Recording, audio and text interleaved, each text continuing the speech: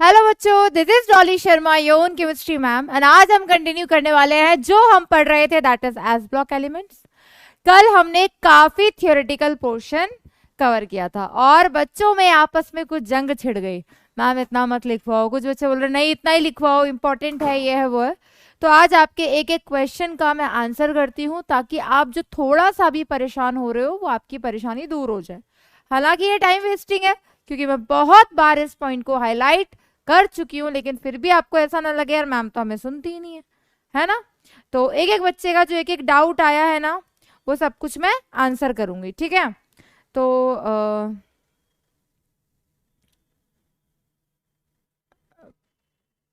एक कप्पा भैया करके हैं जो बहुत ही स्पैम करते हैं, बट कोई बात नहीं। बच्चे उसको देख लेते हैं। किट्टू झा करके एक बच्चा है, उसने लिखा है क्लास 1 hour 40 minutes होना चाहिए बट सैटरडे को नहीं होना चाहिए। जिन्हें रिवीजन करना हो वो रिवीजन सैटरडे को कर सकते हैं। हमारे बैकलॉग्स हैं, हम सैटरडे संडे को ही मैक्सिमम बैकलॉग्स कवर कर पाते हैं, सो सैटरडे ऑफ रहना चाहिए। तो बच्चों में इस चीज को लेकर भी ना कॉन्ट्रडिक्शन सा हो रहा है। यार देखो बच्चों, यकीन वन में आप लोग हो, सैटरडे क्लास आपकी नहीं होती थी, ठीक है।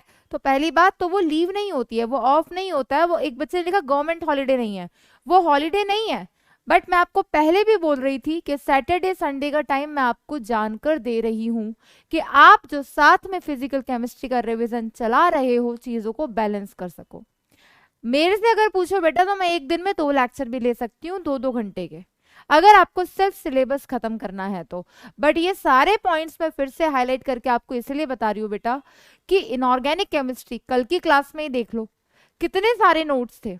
अगर मैं 1 hour 40 minutes पे क्लास खत्म करती तो आपके पास 55 to 56 स्लाइड्स हो सकती थी। तो अब आपका ही काम बढ़ जाता। तो जितना पढ़ो अच्छे से पढ़ो, उसमें से कुछ ऐसा नहीं होना चाहिए कि यार ये मिस हो गया। लेकिन इन सभी क्वेरीज का जो आपके माइंड में आते हैं, ये जो चीजें आपके माइंड में आती है, यार इतना सारा नोट्स लिखना पड़ रहा है, बेटा पहले ही बोल चुकी हूँ, शॉर्ट नोट्स तभी बनते हैं जब हमारे पास डिटेल्ड नोट्स अच्छे से होते हैं। अगर मैं आपको यूजेस नहीं बताऊंगी तो नीट में क्वेश्चन आया हुआ है, सोडियम पोटेशियम पंप पे क्वेश्चन आया हुआ है, तो वो यूजेस अगर नहीं पढ़ेंगे तो आप एक बात बताओ कैसे फिर आप अप्रोच करोगे नीट के क्वेश्चंस। मान लो पूरे एस ब्लॉक एलिमेंट्स में से कोई एक्सेप्शन नहीं आया, कोई ऑर्डर नहीं आया, लेकिन क्या आ गया कि भाई बताओ सोडियम पोटेशियम पंप एप्लीकेशन जो भी पूछ लिया उसने, तो बताओ यूजेस इंपॉर्टेंट नहीं है। एनामोलस बिहेवियर क्यों होता है, लेकिन कहाँ कहाँ एनामोलस बिहेवियर शो किया, 8 से 10 पॉइंट कल हमने पढ़े। तो क्या एक भी पॉइंट को हम स्किप कर सकते हैं? नहीं कर सकते बेटा, सीधे सीधे लाइन से क्वेश्चन उठ के आता है। तो इन सभी बातों का मैं एक एक करके सबका जवाब दूंगी। क्लियर? तो किट्टू झा बेटा, अगर 1 hour 40 minutes का लेक्चर मैं कल का रखती तो बहुत लेंदी हो जाता। हालांकि आपका सजेशन एकदम सही है, सैटरडे ऑफ होना चाहिए ताकि रिविजन हो जाए, बैकलॉग कवर हो जाए।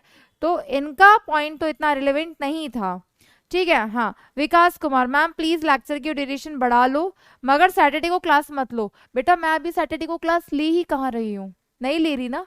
मैंने पहले ही बोल दिया था, व्हाट आई वांट, जितना पढ़े जैसे पढ़े साथ साथ पढ़े। मैं क्या चाहती हूँ, अगर मेरा एस ब्लॉक एलिमेंट क्लास में कंप्लीट हुआ है तो तुम्हारा भी कंप्लीट होना चाहिए रिविजन के साथ।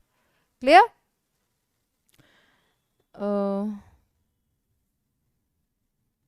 आई थिंक कप्पा को फिर डिलीट ही कर देते हैं क्योंकि कप्पा बहुत स्पैम कर रहे थे।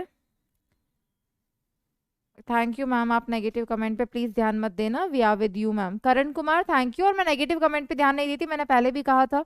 हाँ, अफेक्ट होता है टीचर क्योंकि वो बहुत एफर्ट्स करता है अपने बच्चों के लिए, लेकिन आप जैसे प्यारे प्यारे बच्चे होते हैं ना, ये सब आंसर कर देते तो अच्छा लगता है उतना ही, ठीक है। मैम सब फास्ट हो रहा है, आप कितना स्लो पढ़ा रहे हो। अरशद मंसूरी जी ने कहा है कि आप स्लो पढ़ा रहे हो।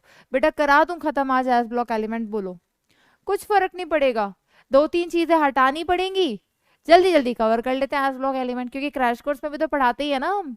लेकिन बेटा हमारा डिटेल्ड लेक्चर है, मैंने आपको पहले भी कहा था मेरा पढ़ाने का तरीका यही है कि पहले मैं डिटेल्ड कंसेप्ट को फॉलो करती हूँ और अगर उसमें कोई ट्रिक होता है तो वो मैं बाद में बताती हूँ। आपने मुझसे कोऑर्डिनेशन केमिस्ट्री पढ़ा, आपने मुझसे केमिकल बॉन्डिंग पढ़ा, कंसेप्चुअल चैप्टर थे लेकिन ट्रिक्स भी थी तो वहां मैंने आपको हाईलाइट किया।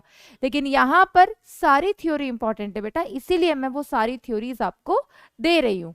अगर हम ग्रुप 1 और ग्रुप 2 को कंप्लीट करना चाहें, हम एक स्लाइड में भी कंप्लीट कर सकते हैं, लेकिन इट्स बेटर कि कंसेप्ट क्लियर हो फिर हम ऑर्डर को याद करें, तो शायद पेपर के टाइम पे हमें याद भी आ जाए कि हाँ यार ये एक्सेप्शन हो सकता है। ठीक है, लोगों को बस फाइट करने के लिए रीजन चाहिए। यस बेटा, so much fun in comment section. Thank you Dolly ma'am, thank you बच्चों। बाकी तो बहुत प्यारे प्यारे बच्चे हैं। जमीना घोषिया, थैंक यू मैम, आप आपके अकॉर्डिंग पढ़ाइए, हमें आपसे ही पढ़ना है, आप अच्छे से पढ़ाइए, ये भी यकीन है। थैंक यू बेटा, thank you. Abdul Wahid ma'am, respected Tarun sir and Manish sir, सब लोग फास्ट हो गए हैं और आप उतना ही स्लो हो गई हो। मानता हूं कि क्लास शेड्यूल के हिसाब से चल रहा है, लेकिन इसका मतलब ये नहीं कि सैटरडे को भी गवर्नमेंट हॉलीडे मनाया जाए। रिवीजन करने की रिस्पॉन्सिबिलिटी हमारी है। ये इस बच्चे का मैंने क्वेश्चन का आंसर किया जो इतनी देर से मैं बोल रही हूँ। बेटा आप प्रो हो, आप प्रो मैक्स हो, कि आप सुपर हो, कि आप रिवीजन भी बैलेंस कर पा रहे हो। आई एम एक्सपेक्टिंग कि आपके नोट्स कंप्लीट होंगे, राइट, और आपको सारी चीजें साथ साथ याद होंगी। इस बात को समझने की कोशिश करो। अगर आपको ऐसा लग रहा है सैटरडे क्लास होना चाहिए, रख सकते हैं Saturday class, not a big deal, but think about you कि आप एक वीक में एक चैप्टर खत्म करके दूसरा चैप्टर भी आधा कंप्लीट कर लोगे।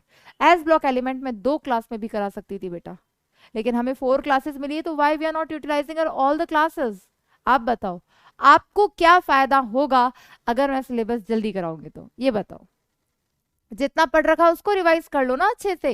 बेटा थिंक अबाउट ऑल दो स्टूडेंट जिनको ग्रास्प करने में थोड़ा टाइम लगता है।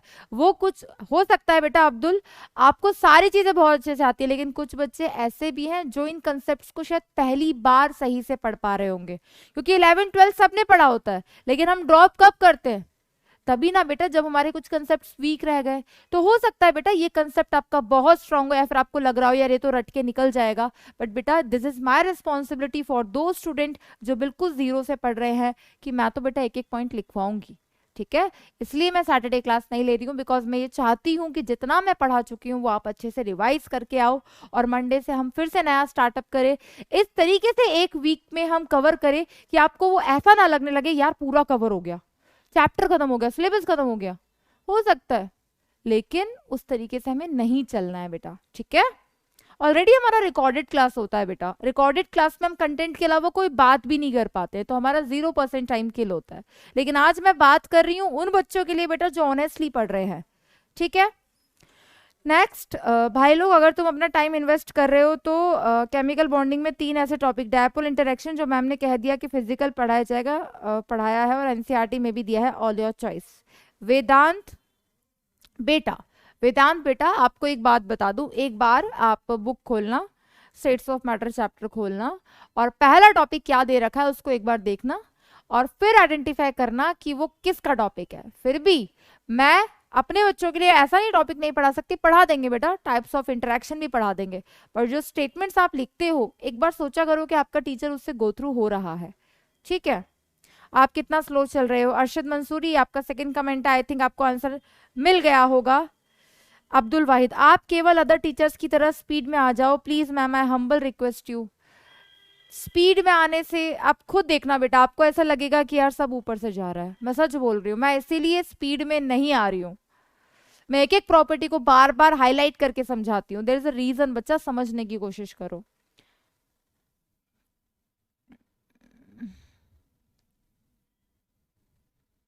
हाँ, ज्योति रंजन मोहांटी, आप ही की बात का आंसर करना था मैम, सब कुछ पीपीटी लाना ही है तो break into single line points and provide PPT. Yes, ऐसे लिखेंगे तो एनसीईआरटी नोटबुक के बीच में फर्क नहीं रहेगा। Please request ma'am provide single points, these all are points.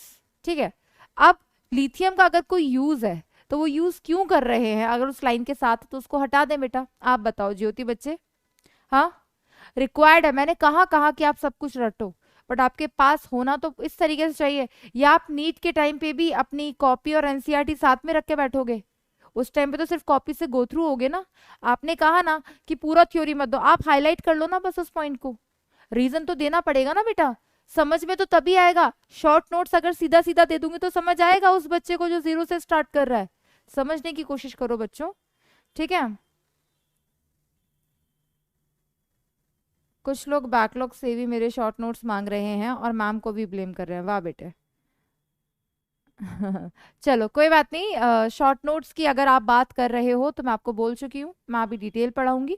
Short notes की बात रही, मैंने आपको कहा कि रिस्पॉन्स अगर अच्छा रहा तो लास्ट क्लास में मैं वन शॉर्ट नोट में आपको पूरा एस ब्लॉक एलिमेंट बता दूंगी, ठीक है। लेकिन बेटा मुझे डिटेल में ही पढ़ाना है, बिकॉज फर्स्ट टाइम जो बच्चे पढ़ रहे हैं उनके लिए इंपॉर्टेंट है। अगर इसको मुझे वन शॉट में कंप्लीट करना है तो हम कर सकते हैं, मैं आधे घंटे के अंदर इस चैप्टर को खत्म कर सकती हूँ, उससे क्वेश्चन भी बन जाएंगे सारे। बट आप बताओ, आपको सीखना है या सिर्फ क्वेश्चन अप्रोच करना है? क्वेश्चन हमारा बनना चाहिए लेकिन सीख करना बेटा। कल को अगर कोई हमारा जूनियर हमसे पूछ ले कि भाई हाइड्रेशन एंथैल्पी क्यों आई थी ऐसे, तो हम बोले यार ये नहीं पता क्यों आई थी, बस ऑर्डर ये होता है। तो हमें पता होना चाहिए कि क्या रिवर्स हुआ था, क्या एंथैल्पी रिलीज हुई थी, क्यों इलेक्ट्रोड पोटेंशियल नेगेटिव एसआरपी, उसके लिए रिस्पॉन्सिबल कौन सी तीन एनर्जी होती हैं, वो सब पता होना चाहिए बेटा।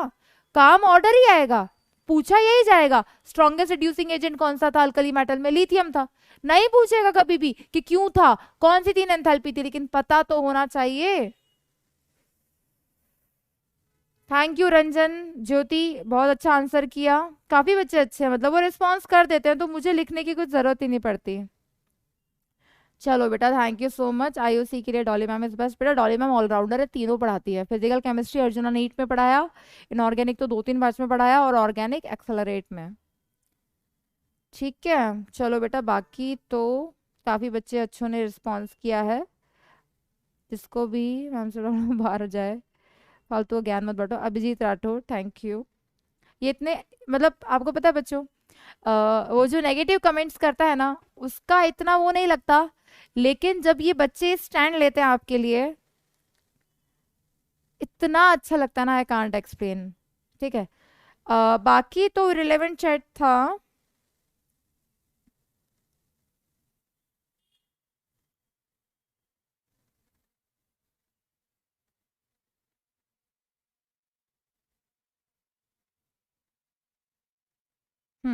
एक बच्चे ने बहुत अच्छा कमेंट किया था, मैं उसको हाईलाइट करना चाहूंगी, ठीक है। मतलब उससे पता चलता है कि वो कितने पॉजिटिव हैं। एक बच्चे ने बोला था कि एक तरफ बच्चा कहता है कि 1 hour 40 minutes का लेक्चर होना चाहिए, एक तरफ बच्चा कहता है कि पूरा लिख के पढ़ाओ। जस्ट थिंक अबाउट दिस बेटा, ऐसा नहीं कि हमने लिख कर नहीं पढ़ा, हमने कोऑर्डिनेशन केमिस्ट्री लिख कर पढ़ा, हमने हाइड्रोजन लिख कर पढ़ा, हमने डीएनएफ भी काफ़ी कुछ लिख कर पढ़ा, और केमिकल बॉन्डिंग, पीरियोडिक टेबल। लेकिन अगर किसी एलिमेंट की यूजेज है, 10-12 यूजेज है, अगर हम उसको लिखते हैं, आई एग्री कि मैं लिखूंगी तो तुम्हें टाइम मिलेगा, तुम भी साथ साथ लिखोगे, और क्लास में टॉपिक कम कवर होगा, तुमको याद भी अच्छा होगा, राइट। लेकिन एक बात बताओ, क्या हम इतना कंटेंट कवर कर पाएंगे? सोच के बताना। तो आपको इस चीज पे फोकस नहीं करना चाहिए कि हमें चीजें समझ में आ रही है या नहीं आ रही है? आप सोच के देखो, आप चाहते हो लिखना शुरू कर देंगे, बट थिंक अबाउट दिस कि फिर हमारा सिलेबस कितना एक्सटेंड होगा और कुछ ना कुछ ऐसा जरूर होगा जो मिस हो जाएगा। जहां रिक्वायर्ड है वहां हम लिख कर ही चीजें पढ़ रहे हैं, लेकिन जहां पूरा थियोरेटिकल है बेटा, यूजेस है, फैक्ट बेस्ड बातें हैं, उन्हें तो हम हैंड रिटन ले सकते हैं, ठीक है। तो इस चीज को लेकर बिल्कुल परेशान होने की जरूरत नहीं है। जिसको नोट्स ज्यादा लगते हैं बिल्कुल नोट्स मत बनाओ, बट देन नो कंप्लेन। ये मैं आपको बता दूं, जो नोट्स पूरे लिख रहा होगा उसी को चीजें समझ में आएंगी। Rather than writing these things आप अपने डाउट्स ही लिख देते, ये तो कंसेप्ट ही नहीं है, ऐसे नहीं वैसे नहीं ऐसे। डाउट्स लिखने के लिए आपको कमेंट सेक्शन मिला है, राइट। काफी बच्चों ने काफी अच्छे से आंसर कर दिया, फिर भी मुझे लगा कि बच्चे मिसगाइड ना हो, तो उनके लिए मैंने ये चीज बोली है आज क्लास का इनिशियल टाइम। एक बच्चे को एक डाउट आया था, लिथियम फ्लोराइड आयनिक है या कोवेलेंट है? बेटा लिथियम फ्लोराइड आयनिक है लेकिन वाटर में इंसॉल्यूबल है, यही करेक्ट स्टेटमेंट है, ये हमने डिस्कस किया था, ठीक है। तो अब हम कंटिन्यू करते हैं आज की क्लास को। कल हमने अल्कली मेटल्स की physical properties, chemical properties, general characteristic सब कुछ कंप्लीट कर लिया था। आज हम क्या पढ़ने वाले हैं बेटा? आज हम पढ़ने वाले हैं important compounds of sodium, like sodium hydroxide हो गया, सोडियम कार्बोनेट हो गया, सोडियम बाइकार्बोनेट हो गया, सोडियम क्लोराइड हो गया। इन कंपाउंड्स की प्रिपरेशन, प्रॉपर्टीज, यूजेस, क्लियर? ये तीन चीज हम कवर करते हुए, अल्कली मेटल्स को खत्म करते हुए आज हम ग्रुप 2 एलिमेंट्स को स्टार्ट करेंगे। ठीक है, तो आज हम क्या क्या कवर करने वाले हैं बेटा, ये सारी चीजें, that is some important compounds of sodium and group 2 alkaline earth metal को स्टार्ट करेंगे। अब देखो बेटा, आज हम जो डिस्कस करने वाले हैं some important compounds of s block element, हम 4 कंपाउंड डिस्कस करेंगे बेटा। मेनली हम 4 कंपाउंड्स के बारे में बात करने वाले हैं। सबसे पहले हम बात करेंगे बेटा किसके बारे में, NaCl के बारे में, जिसे हम क्या बोलते हैं, जिसे हम सोडियम क्लोराइड भी बोलते हैं, जिसे हम कॉमन सॉल्ट बोलते हैं, जिसे टेबल सॉल्ट बोलते हैं, जिसे रॉक सॉल्ट बोलते हैं। सोडियम क्लोराइड इंपॉर्टेंट कंपाउंड है बेटा सोडियम का। नेक्स्ट हम डिस्कस करेंगे बेटा वॉशिंग सोडा के बारे में, Na2CO3.10H2, क्या बोलते हैं बेटा इसे, वॉशिंग सोडा।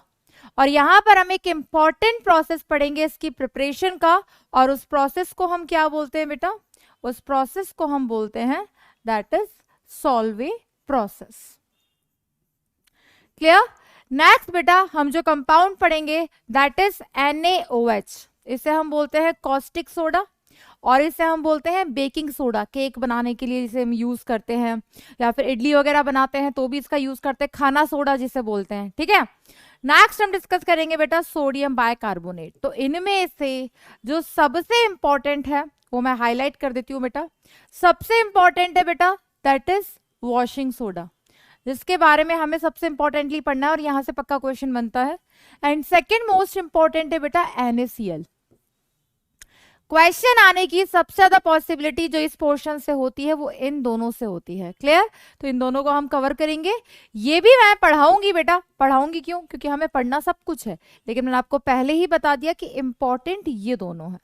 क्लियर? तो अब बेटा क्या होता है कि नोट्स कैसे बढ़ते चले जाते हैं, हम चाहे तो इनको स्किप कर सकते थे, पहले भी पढ़ा हुआ है बचपन में 10th क्लास में, बट मैं क्या मानकर चल रही हूँ कि हमें कुछ नहीं आता, जीरो से स्टार्ट कर रहे हैं, तो हम इनके बारे में भी पढ़ेंगे। ठीक है, फिर हम स्टार्ट करेंगे बेटा ग्रुप 2, जिसे हम कहते हैं अल्कलाइन अर्थ मेटल। स्टार्ट करते हैं बेटा, सबसे पहले है हमारे पास that is sodium chloride. Sodium chloride बेटा इसी को हम क्या कहते हैं, इसी को हम कहते हैं दैट इज कॉमन सॉल्ट। जो घर में नमक यूज होता है बेटा, इसी को हम कॉमन सॉल्ट बोलते हैं। That is known as rock salt, that is known as table salt. ये इसके कुछ कॉमन नेम्स है। तो कभी आपसे फॉर्मूला पूछ ले कि common salt, rock salt, table salt किसे बोलते हैं, तो ये हमारे पास वो सॉल्ट्स हैं।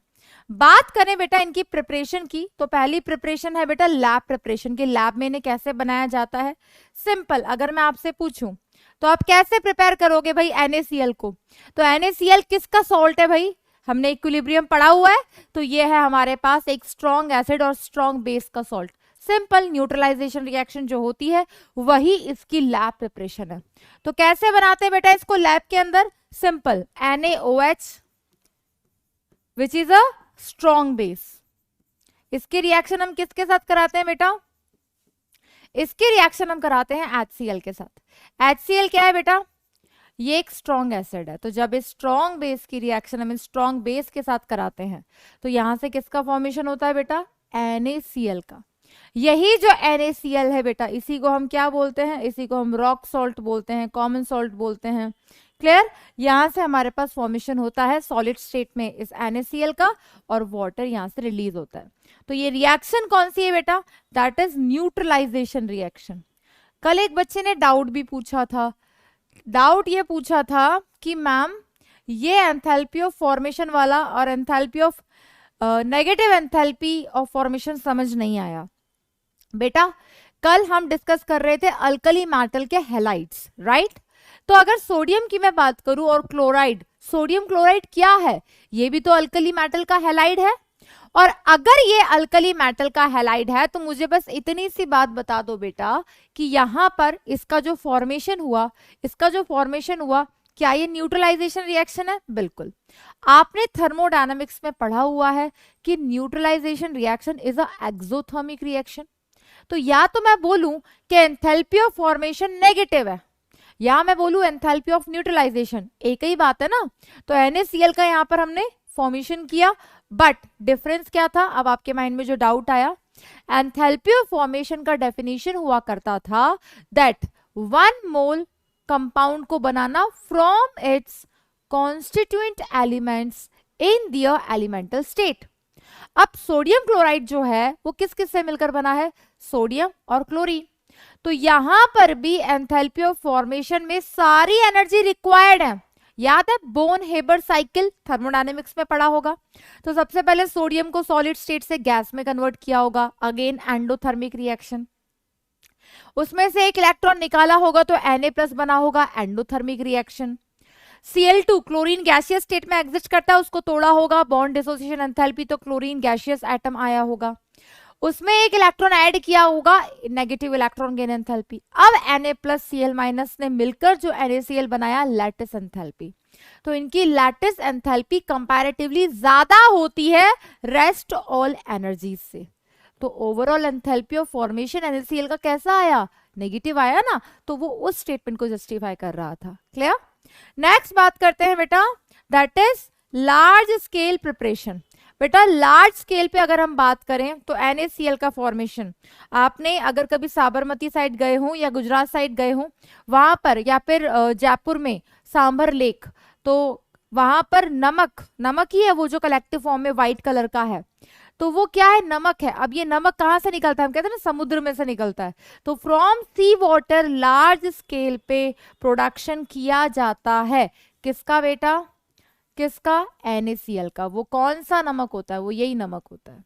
तो फ्रॉम सी वाटर इस NaCl को ऑब्टेन किया जाता है। इसके सोर्स होते हैं हमारे पास वही सी वाटर के अंदर, फिर इसको हम ऑब्टेन करते हैं। तो लार्ज स्केल पे सोडियम क्लोराइड को ऐसे हम ऑब्टेन करते हैं, that is from sea water.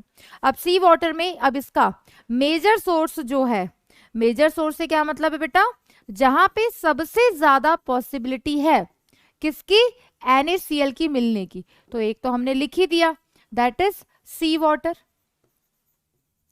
समुद्र जहां होते हैं वहां पर मिलने की पॉसिबिलिटी होती है फ्रॉम सी वाटर। क्यों, जिसके अंदर क्या प्रेजेंट होता है बेटा, उसके अंदर 2.7 to 2.9% NaCl प्रेजेंट होता है by mass. That sea water contains 2.7 to 2.9% by mass NaCl। अब इसका मतलब आपको पता होगा दैट जो भी आपका पूरा सॉल्यूशन है उसमें 2.7 ग्राम NaCl प्रेजेंट है पर 100 ग्राम सॉल्यूशन में। तो इसका मेजर सोर्स हमारे पास यही होता है बेटा कि सी ऑफ वाटर में हम इसको ऑब्टेन करते हैं, इसका एवेपोरेशन करवाते हैं सी वाटर का, फिर उसमें स्मॉल अमाउंट हम ऐड करते हैं HCl का। HCl का ऐड करते हैं तो कॉमन आयन इफेक्ट लग जाता है, कॉमन आयन इफेक्ट लग जाता है तो वहां से हमारे पास एट लास्ट जो क्रिस्टलाइजेशन कराते हैं, फिर प्योरिफिकेशन के बाद हमारे पास प्योर NaCl का फॉर्मेशन होता है फ्रॉम सी वाटर। क्लियर। अब यहाँ जो हमारे पास सी वाटर बनता है इसमें काफी सारी इम्प्योरिटीज भी प्रेजेंट होती है, लाइक कैल्शियम क्लोराइड की, मैग्नीशियम क्लोराइड की। क्लियर। तो ये जो हमारे पास सोडियम क्लोराइड है इसकी क्या क्या प्रॉपर्टीज है बेटा, ध्यान देना। Sodium chloride melts at 1081 kelvin. कितना हाई टेम्परेचर रिक्वायर्ड है इसको मेल्ट करने के लिए। क्लियर। तो मेल्ट इसको करने के लिए NaCl को, बट NaCl खुद भी आइस को मेल्ट करने के लिए यूज भी होता है, तो इसका यूज भी यही है। इसकी सॉल्युबिलिटी होती है बेटा 36 gram and 100 gram of water at 0 degree Celsius, यानी कि 273 केल्विन। ये कैसा है, देखने में कैसा होता है नमक, that is a white crystalline solid. घर में हम देखते हैं तो वो तो फ्यूज्ड फॉर्म में है ना, लेकिन जो नॉर्मल इसका होता है पत्थर की फॉर्म में हमें वो नमक के बड़े बड़े पीसेस दिखाई देते हैं। क्लियर। सॉल्यूबल इन वाटर, बिल्कुल वाटर में तो सॉल्यूबल होता ही है, पता है ये तो। And insoluble in alcohol, alcohol में कैसा होता है बेटा, इनसॉल्यूबल होता है। Pure NaCl is not hygroscopic in nature. Pure NaCl जो ऑब्टेन होता है सी वाटर से ऑब्टेन होता है, ध्यान रखना, that is not hygroscopic in nature. वो मॉइस्चर को एब्जॉर्ब नहीं करता, but calcium chloride, magnesium chloride and are present as impurities and they are deliquescent. ये मॉइस्चर को एब्जॉर्ब कर लेते हैं इजीली फ्रॉम द एटमॉस्फेयर। यानी कि सी वाटर से भी हमने जो प्योर NaCl ऑब्टेन किया, कैसे, फ्रॉम सी वाटर एवेपोरेशन करवाया शैलो पोर्स में कलेक्ट करके, फिर एवेपोरेशन करा के क्रिस्टलाइजेशन करवाया, फिर प्योरिफिकेशन के बाद आयोडाइज्ड KiO3 से पास करके जो हमारे पास प्योर NaCl आता है, वो नेचर में हाइग्रोस्कोपिक नहीं होता, वो वाटर एब्जॉर्बिंग नहीं होता, लेकिन उसमें कुछ इम्प्योरिटीज प्रेजेंट होती हैं कैल्शियम क्लोराइड और मैग्नीशियम क्लोराइड जैसी, जो क्या करती है, वो कैसी है नेचर में, डेलिक्विसेंट, यानी कि वो मॉइस्चर को एब्जॉर्ब करती है। क्लियर? मॉइस्चर में क्या प्रेजेंट होता है, वाटर वेपर्स और CO2। नेक्स्ट बेटा, it is used as a common salt, table salt for domestic purpose. Normal regular life में जो हम नमक यूज करते हैं वो यही सोडियम क्लोराइड होता है। Used for the preparation of Na2O2, NaOH and Na2CO3। बिल्कुल, NaOH की रिएक्शन अगर हम H2CO3 के साथ कराएं तो सोडियम कार्बोनेट बनेगा, तो ये इसकी प्रिपरेशन के लिए भी यूज करते हैं। इसकी प्रिपरेशन के लिए यानी कि वॉशिंग सोडा की प्रिपरेशन के लिए भी हम इसे यूज करेंगे, सोडियम हाइड्रोक्साइड को। NaOH की प्रिपरेशन के लिए भी इसे यूज करेंगे, कॉस्टिक सोडा जिसे हम बोलते हैं। नेक्स्ट बेटा, Na2O2, Na2O2 that is sodium peroxide, इसके प्रिपरेशन के लिए भी इसे यूज किया जाता है। It is use to melt ice in snowy areas, जहां पे स्नोफॉल हो जाता है, बर्फ कलेक्ट हो जाती है, तो उसको मेल्ट करने के लिए भी इसका यूज करते हैं, नमक का। NaCl use to preserve fish and meat, जो हम बनाते हैं, जो लोग बनाते हैं घर में, मैं तो नहीं बनाती, तो वो अगर इसको प्रिजर्व करना होता है तो इसका भी यूज किया जाता है। क्लियर? तो ये हो गया हमारे पास, that's all about sodium chloride. अब हम बात करने जा रहे हैं बेटा, सोडियम क्लोराइड इंपॉर्टेंट था, कौन एज अ इम्प्योरिटी प्रेजेंट था, सबसे इंपॉर्टेंट पॉइंट यही था बेटा। रेस्ट जो आप घर में यूज करते हो ना, काला नमक, उसमें और भी केमिकल प्रेजेंट होते हैं, वो प्योर NaCl नहीं होता। अब हम डिस्कस करने जा रहे हैं बेटा कॉस्टिक सोडा के बारे में। क्लियर? इसे आप कॉस्टिक सोडा बोलो, इसे आप बेकिंग सोडा बोलो, एक ही बात है। केक वगैरह बनाने के लिए जो यूज करते हैं, क्लियर, इडली वगैरह बनाने के लिए जो यूज करते हैं ताकि वो फ्लफी हो जाए, खाना सोडा जिसे बोलते हैं हिंदी में, वो यही सोडियम हाइड्रोक्साइड होता है। क्लियर? अब हमें ये तो पता ही है कि ये एक अच्छे बेस का काम करता है। इसकी भी हमारे पास प्रिपरेशन है बेटा। सबसे पहली प्रिपरेशन सिंपली, किसको कैसे हम प्रिपेयर करते हैं, इसका गॉसेज प्रोसेस क्या है। प्रोसेस के नाम से मत घबराओ, वो तो मैच द करेक्ट कॉलम जब आ जाता है ना, तब ये चीजें हमसे पूछी जाती हैं। गॉसेज प्रोसेस है बेटा जहां पे हम सोडियम कार्बोनेट की रिएक्शन, दैट इज Na2CO3, इसकी रिएक्शन हम कराते हैं किसके साथ, कैल्शियम हाइड्रोक्साइड के साथ। अब अगर मैं बात करूं बेटा इसकी, तो ये क्या है, ये भी हमारे पास एक सॉल्ट है, तो यहां से किसका फॉर्मेशन होगा। अब कुछ बच्चे बोलते हैं मैम रिएक्शन याद नहीं होती, यार बहुत ही इजी होता है। आप बस ये बताओ, यहाँ पे पार्शियल पॉजिटिव पार्शियल नेगेटिव क्या है, यहाँ पे पार्शियल पॉजिटिव Ca+2 है, यहाँ पर पार्शियल नेगेटिव CO-3 है, CO3-2, तो यहां से क्या बनेगा, यहां से बनेगा कैल्शियम कार्बोनेट, और साथ में क्या बनेगा बेटा, यहाँ पे Na+ है, यहाँ पर OH- है, तो यहाँ पे किसका फॉर्मेशन हो जाएगा, NaOH का, और इसी को हम बोलते हैं कॉस्टिक सोडा। यही होता है सोडियम हाइड्रोक्साइड, और इसी को हम बोलते हैं बेटा जो हम घर में यूज करते हैं, that is baking soda. Clear? तो बेक करने के लिए इसको हम यूज करते हैं, ये हमारे पास पहला प्रिपरेशन था सिंपल सा। तो यहां पर सोडियम हाइड्रोक्साइड हमारे पास एक्वस फॉर्म में आ गया, ये इसकी प्रिपरेशन हो गई, ये हमारे पास सॉलिड फॉर्म में आ जाता है, तो प्रेसिपिटेट बन के बाहर हो गया। ठीक है, नेक्स्ट प्रोसेस जो हम डिस्कस करने जा रहे हैं इसकी प्रिपरेशन का, that is electrolysis of NaCl। बच्चों आपने इलेक्ट्रोलाइसिस का मतलब अच्छे से पढ़ लिया, इलेक्ट्रोकेमिस्ट्री में भी, हाइड्रोजन चैप्टर में भी जब मैंने प्रिपरेशन डिस्कस की थी तो वहां पर भी हमने डिस्कस किया था कि क्या होता है इलेक्ट्रोलाइसिस, राइट। सेम इसी तरीके से हम यहाँ पर डिस्कस करने जा रहे हैं। अब इसका जो अरेंजमेंट है ना, इसे हम कहते हैं कैस्टनर कैलनर सेल। बहुत ही इजी सी बात है कि आपका इलेक्ट्रोलाइट NaCl है और आपका जो इलेक्ट्रोड है ना, वो इलेक्ट्रोड यूज किया गया है मरकरी इलेक्ट्रोड। अब इस केस में क्या होता है, NaCl इलेक्ट्रोलाइट है, कोई दिक्कत नहीं, जब करंट पास आउट करेंगे तो Na+Cl- टूट जाएगा। हाँ जी बिल्कुल, Na+ is a cation, Cl- is a anion. Cation किसके पास जाएगा, अपोजिटली चार्ज्ड इलेक्ट्रोड के पास जाएगा। तो ये सोडियम जाता है किसके पास, कैथोड के पास, क्योंकि कैथोड नेगेटिवली चार्ज्ड होता है। कैथोड पे क्या होता है, रिडक्शन, रिडक्शन बोले तो loss of gain of electron और वो सोडियम का फॉर्मेशन कर देता है, और वो सोडियम अमलगम के साथ रिएक्ट करके सोडियम अमलगम का फॉर्मेशन कर देता है, जो कि एक एलॉय है जिसका जिक्र हमने कल किया था यूजेस में। अब ये जो सोडियम अमलगम हमारे पास बना है, इसकी रिएक्शन हम करवाते हैं, तब हमारे पास सोडियम हाइड्रोक्साइड का फॉर्मेशन होता है, जिसे हम कॉस्टिक सोडा बोलते हैं। एनोड पे क्या हो रहा होगा? Anode is a positively charged Cl minus anion, क्या होगा? Cl माइनस एनोड के पास जाएगा, इलेक्ट्रॉन लूज करेगा, क्लोरीन गैस का फॉर्मेशन हो जाएगा। लेकिन यहाँ पर सबसे इंपॉर्टेंट यही है बेटा कि यहाँ पर मरकरी हमारे लिए कैथोड का काम करता है और कार्बन हमारे लिए एनोड का काम करता है। यानी कि कैथोड और एनोड जो बनी हुई होती है इस सेल के अंदर, वो आपको याद रखना है कि कैथोड एनोड कौन था। क्लियर? तो ब्राइन सॉल्यूशन क्या होता है बेटा? ब्राइन सॉल्यूशन हम बोलते हैं एक्वस NaCl को। एक्वस NaCl को ब्राइन सॉल्यूशन बोलते हैं। तो उसमें H प्लस और OH माइनस भी तो प्रेजेंट है, और H प्लस और Na प्लस में से डिस्चार्ज पोटेंशियल कम H प्लस का होता है। लेकिन ये आपने इलेक्ट्रोकेमिस्ट्री में पढ़ा है प्रोडक्ट ऑफ इलेक्ट्रोलाइसिस के अंदर कि Na प्लस और H प्लस में, लेकिन जब कैथोड आपका कौन है? कैथोड आपका मरकरी है, तो उसकी प्रेजेंस में Na प्लस का डिस्चार्ज पोटेंशियल कम हो जाता है और कैथोड पे जाकर डिपॉजिट Na प्लस होता है, ना कि H प्लस।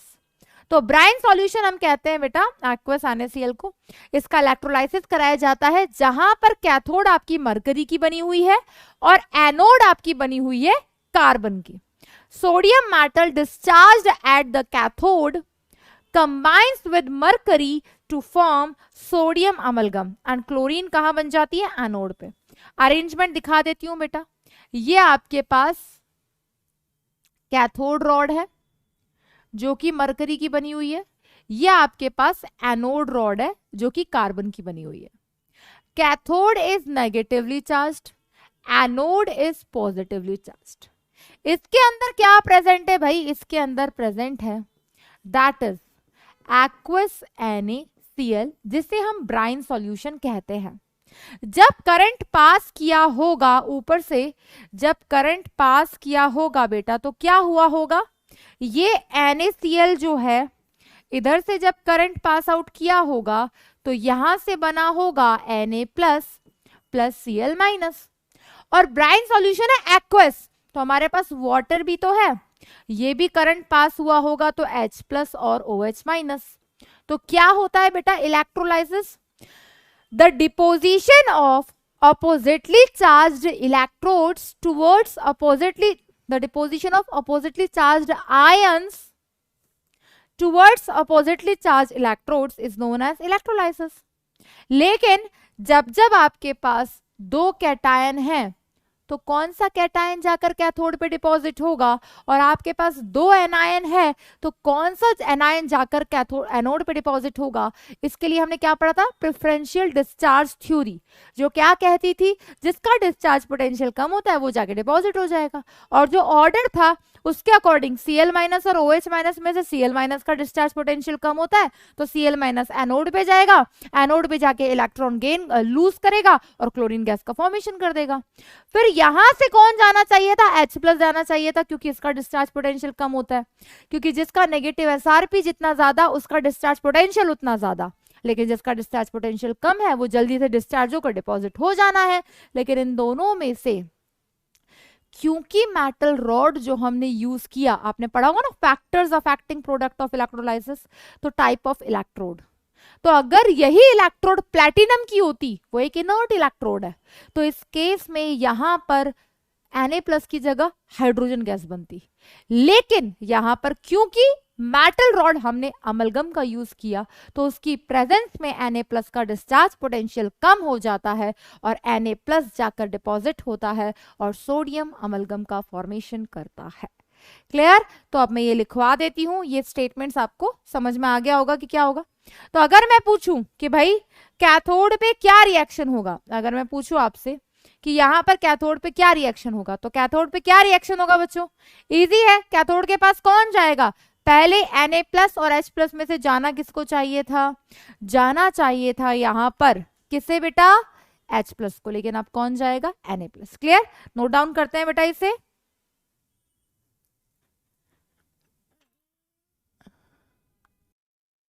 तो यहां पर बेटा कैथोड पे क्या रिएक्शन हो जाएगी, Na प्लस, कैथोड मतलब रिडक्शन, रिडक्शन मतलब बेटा गेन ऑफ इलेक्ट्रॉन, तो यहां पर Na प्लस जाएगा और ये Na प्लस इलेक्ट्रॉन गेन करेगा और किसका फॉर्मेशन कर देगा, सोडियम का फॉर्मेशन कर देगा सॉलिड स्टेट में।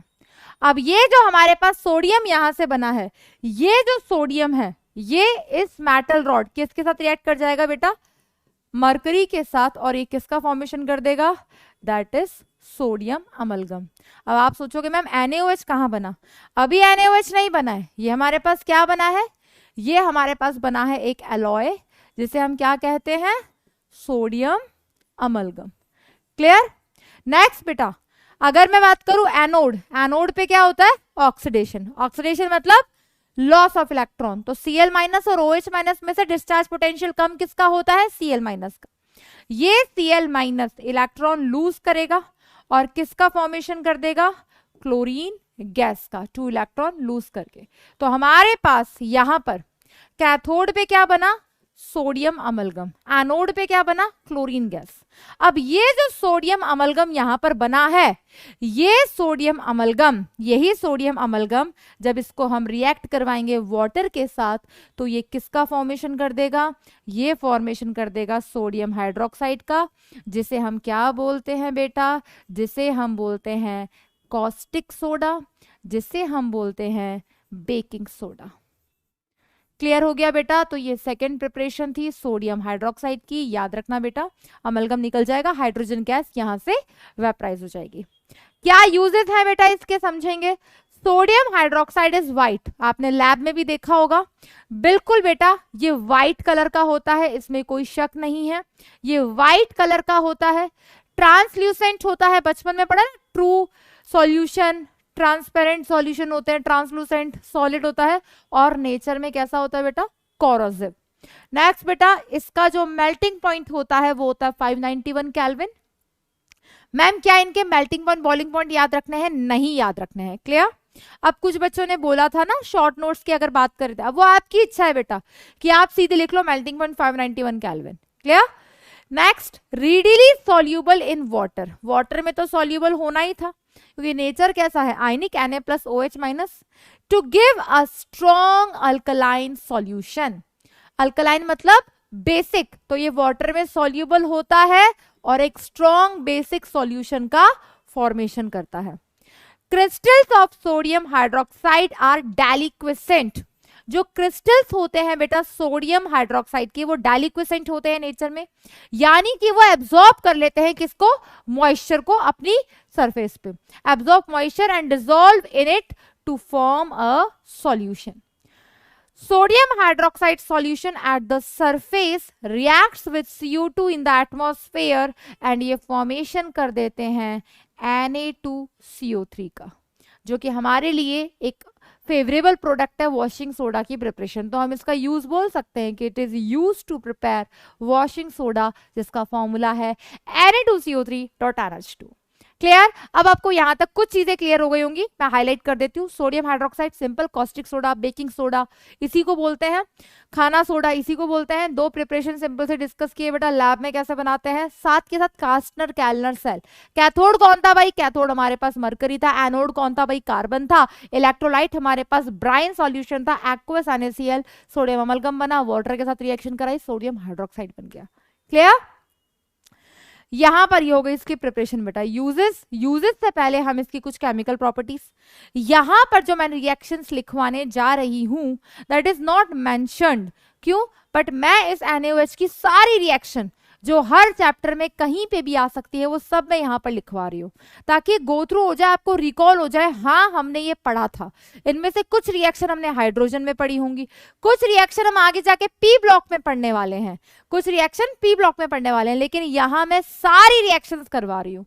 आई एम एक्सपेक्टिंग कि पी ब्लॉक में जब ये रिएक्शन है तो आपको याद होनी चाहिए, ठीक है।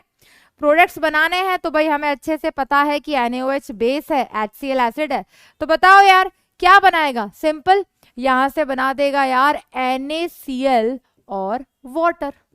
यहां से क्या बनाएगा, NaOH बेस H2SO4, इसका पॉजिटिव H प्लस, इसका नेगेटिव OH माइनस, तो वाटर निकलना है, इसका पॉजिटिव Na प्लस SO4 -2, तो क्या बनेगा बेटा Na2 SO4 प्लस H2। यहां से क्या बनेगा बेटा, सोडियम, यहाँ पे नेगेटिव क्या है, PO4, तो Na3 सोडियम फॉस्फेट प्लस यहां से भी क्या निकलेगा, वाटर। क्लियर? तो यहां से क्या बन गया, salt of strong acid and weak base. Next बेटा, यहां पर देखो NaOH की रिएक्शन जब हम SO2 के साथ कराएंगे तो यहां से किसका फॉर्मेशन होगा, Na2SO3। अब यहां पे हमारे पास कुछ नेगेटिव पार्ट नहीं है। क्लियर? तो इसकी रिएक्शन यहां पे साथ में क्या निकलेगा बेटा, अगेन वाटर। नेक्स्ट, CO2 के साथ रिएक्शन कराएंगे सोडियम हाइड्रोक्साइड की, तो ये किसका फॉर्मेशन करेगा, Na2CO3, सोडियम कार्बोनेट। अभी हम यही डिस्कस कर रहे थे, देख लो रिएक्शन रिपीट हो रही है। क्लियर? NaOH CO2 के साथ Na2CO3 सरफेस पे एब्जॉर्ब कर लेता है। नेक्स्ट बेटा, NO2 के साथ NaOH की रिएक्शन NO2 के साथ कराएंगे तो किसका फॉर्मेशन होगा, सोडियम नाइट्रेट, NaNO3 प्लस साथ में वाटर निकल जाएगा। क्लियर? नेक्स्ट रिएक्शन देखो बेटा, क्या ये रिएक्शन हमने कहीं पढ़ी है, याद करो, रिकॉल करो, हाइड्रोजन चैप्टर में डायहाइड्रोजन की प्रिपरेशन जब हम डिस्कस कर रहे थे बेटा, तो वहां पे हमने ये रिएक्शंस पढ़ी हैं। किस फॉर्म में पढ़ी है बेटा, जब हम पढ़ रहे थे कि प्रिपरेशन कर रहे थे जिंक की, पहली प्रिपरेशन हाइड्रोजन की जो थी कि जिंक के साथ रिएक्शन कराते हैं, तो मैंने आपको क्या लिखवाया था कि जितने भी हमारे पास एम्फोटेरिक मेटल्स हैं उन सब की रिएक्शन अगर मैं NaOH के साथ कराऊंगी तो वो सब के सब डाइहाइड्रोजन देते हैं और मेटा एल्यूमिनेट्स का फॉर्मेशन कर देते हैं। तो यहाँ पर जिंक एल्यूमिनियम दोनों क्या है, ये दोनों के दोनों एम्फोटेरिक मेटल है। क्या बन जाएगा यहां से, Na2ZnO2, साथ में क्या निकल जाएगा, हाइड्रोजन गैस। डाइहाइड्रोजन की प्रिपरेशन थी है। नेक्स्ट बेटा, यहां से NaAlO2, नाम लिखना चाहो लिख लेना बेटा, इसे बोलेंगे सोडियम जिंकेट।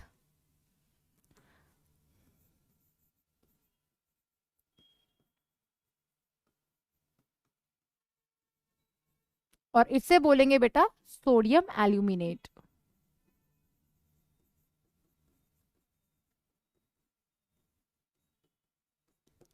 नेक्स्ट देखेंगे बेटा प्रिपरेशन, नेक्स्ट मतलब इसी की केमिकल प्रॉपर्टी की ये रिएक्ट करके क्या क्या बनाता है। NaOH की रिएक्शन, सारे अब ऑक्साइड्स है, ये सारे के सारे एम्फोटेरिक ऑक्साइड्स हैं। क्या बनेगा, सेम जैसे यहां बन रहा था, बस डिफरेंस क्या है, ऑक्साइड्स के साथ क्या रिलीज होगा, ऑक्साइड्स के साथ वाटर रिलीज होगा। और जब हमारे पास सिंपल मेटल है तो डाइहाइड्रोजन रिलीज हुआ, तो इनके साथ क्या रिलीज होगा बेटा, सिंपल वाटर। नेक्स्ट, PbO के साथ Na2PbO2,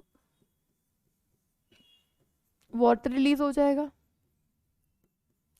Na2SnO2, वाटर रिलीज हो जाएगा। NaAlO2, वाटर रिलीज हो जाएगा। Sodium zincate, sodium plumbate, sodium stannate, sodium aluminate. Next बेटा, इस रिएक्शन को ध्यान से देखना, ये रिएक्शन आने वाली है बेटा, पता है कहां पर, ये रिएक्शन आने वाली है जब हम डिस्कस करेंगे, क्या डिस्कस करेंगे बेटा, जब हम डिस्कस करेंगे हैलोजेंस की केमिकल प्रॉपर्टीज। तो जो हैलोजेंस होते हैं ना, fluorine, chlorine, bromine, iodine, group 17 P block में पढ़ेंगे, उसकी एक इंपॉर्टेंट केमिकल प्रॉपर्टी है बेटा, ये X यहां पर रिप्रेजेंट कर रहा है बेटा किसे, क्लोरीन को और ब्रोमीन को। क्लियर? क्योंकि जनरली हम सारे हैलोजेंस की रिएक्शन इसी के साथ कराते हैं।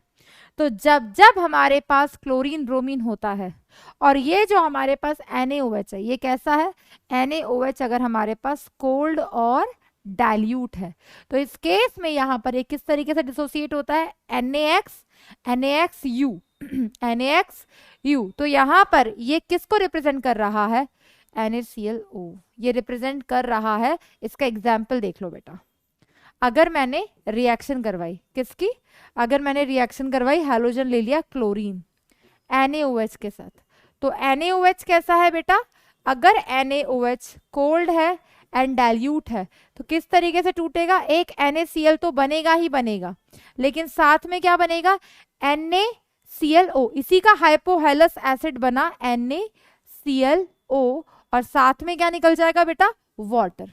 लेकिन वहीं पे बेटा यही हैलोजन हमारे पास, यहां पर भी X किसे रिप्रेजेंट कर रहा है, क्लोरीन और ब्रोमीन को। अगर यही NaOH हमारे पास कैसा है, हॉट एंड कॉन्सेंट्रेटेड है। अगर यही NaOH हमारे पास हॉट एंड कॉन्सेंट्रेटेड है तो वो कैसे टूटेगा, NaX और NaXO3 फॉर्म में टूटेगा।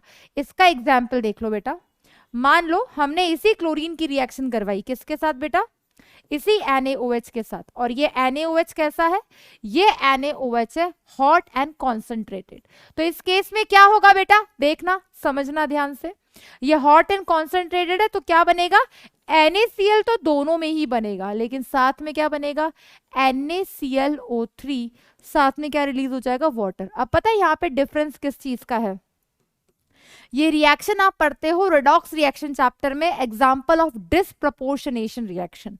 ये दोनों रिएक्शन डिसप्रपोर्शनेशन रिएक्शन का एग्जांपल है, लेकिन दोनों में ही एन फैक्टर चेंज हो जाएगा अगर NaOH कोल्ड डाइल्यूट है या हॉट कॉन्सेंट्रेटेड है। तो ये इंपॉर्टेंट है बेटा, यहां पर इसकी ऑक्सीडेशन स्टेट 0, यहां पे इसकी ऑक्सीडेशन स्टेट -1, लेकिन यहां पर इसकी ऑक्सीडेशन स्टेट +1। क्लियर, यहां पे ऑक्सीडेशन स्टेट 0 और क्लोरीन की, यहां पे -1 और यहां पर +5।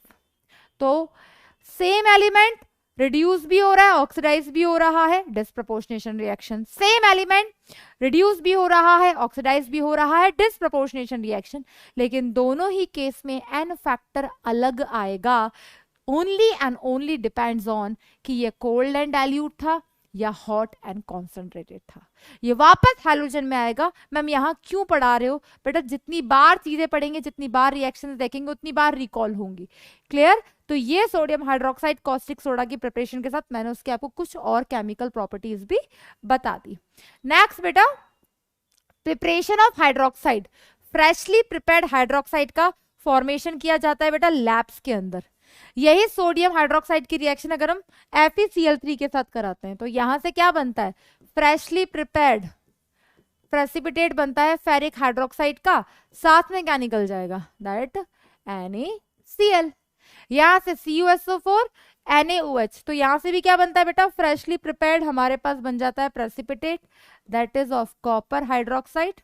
और यहां से क्या निकलेगा बेटा, इसका नेगेटिव पार्ट SO4-2, इसका पॉजिटिव पार्ट Na+, तो यहां से साथ में क्या निकल जाएगा, Na2SO4। क्लियर, तो ये कुछ केमिकल रिएक्शंस थी सिर्फ और सिर्फ NaOH कि किसके साथ रिएक्ट करके क्या बनाता है। कुछ यूजेस जनरल डिस्कस कर लेते हैं बेटा।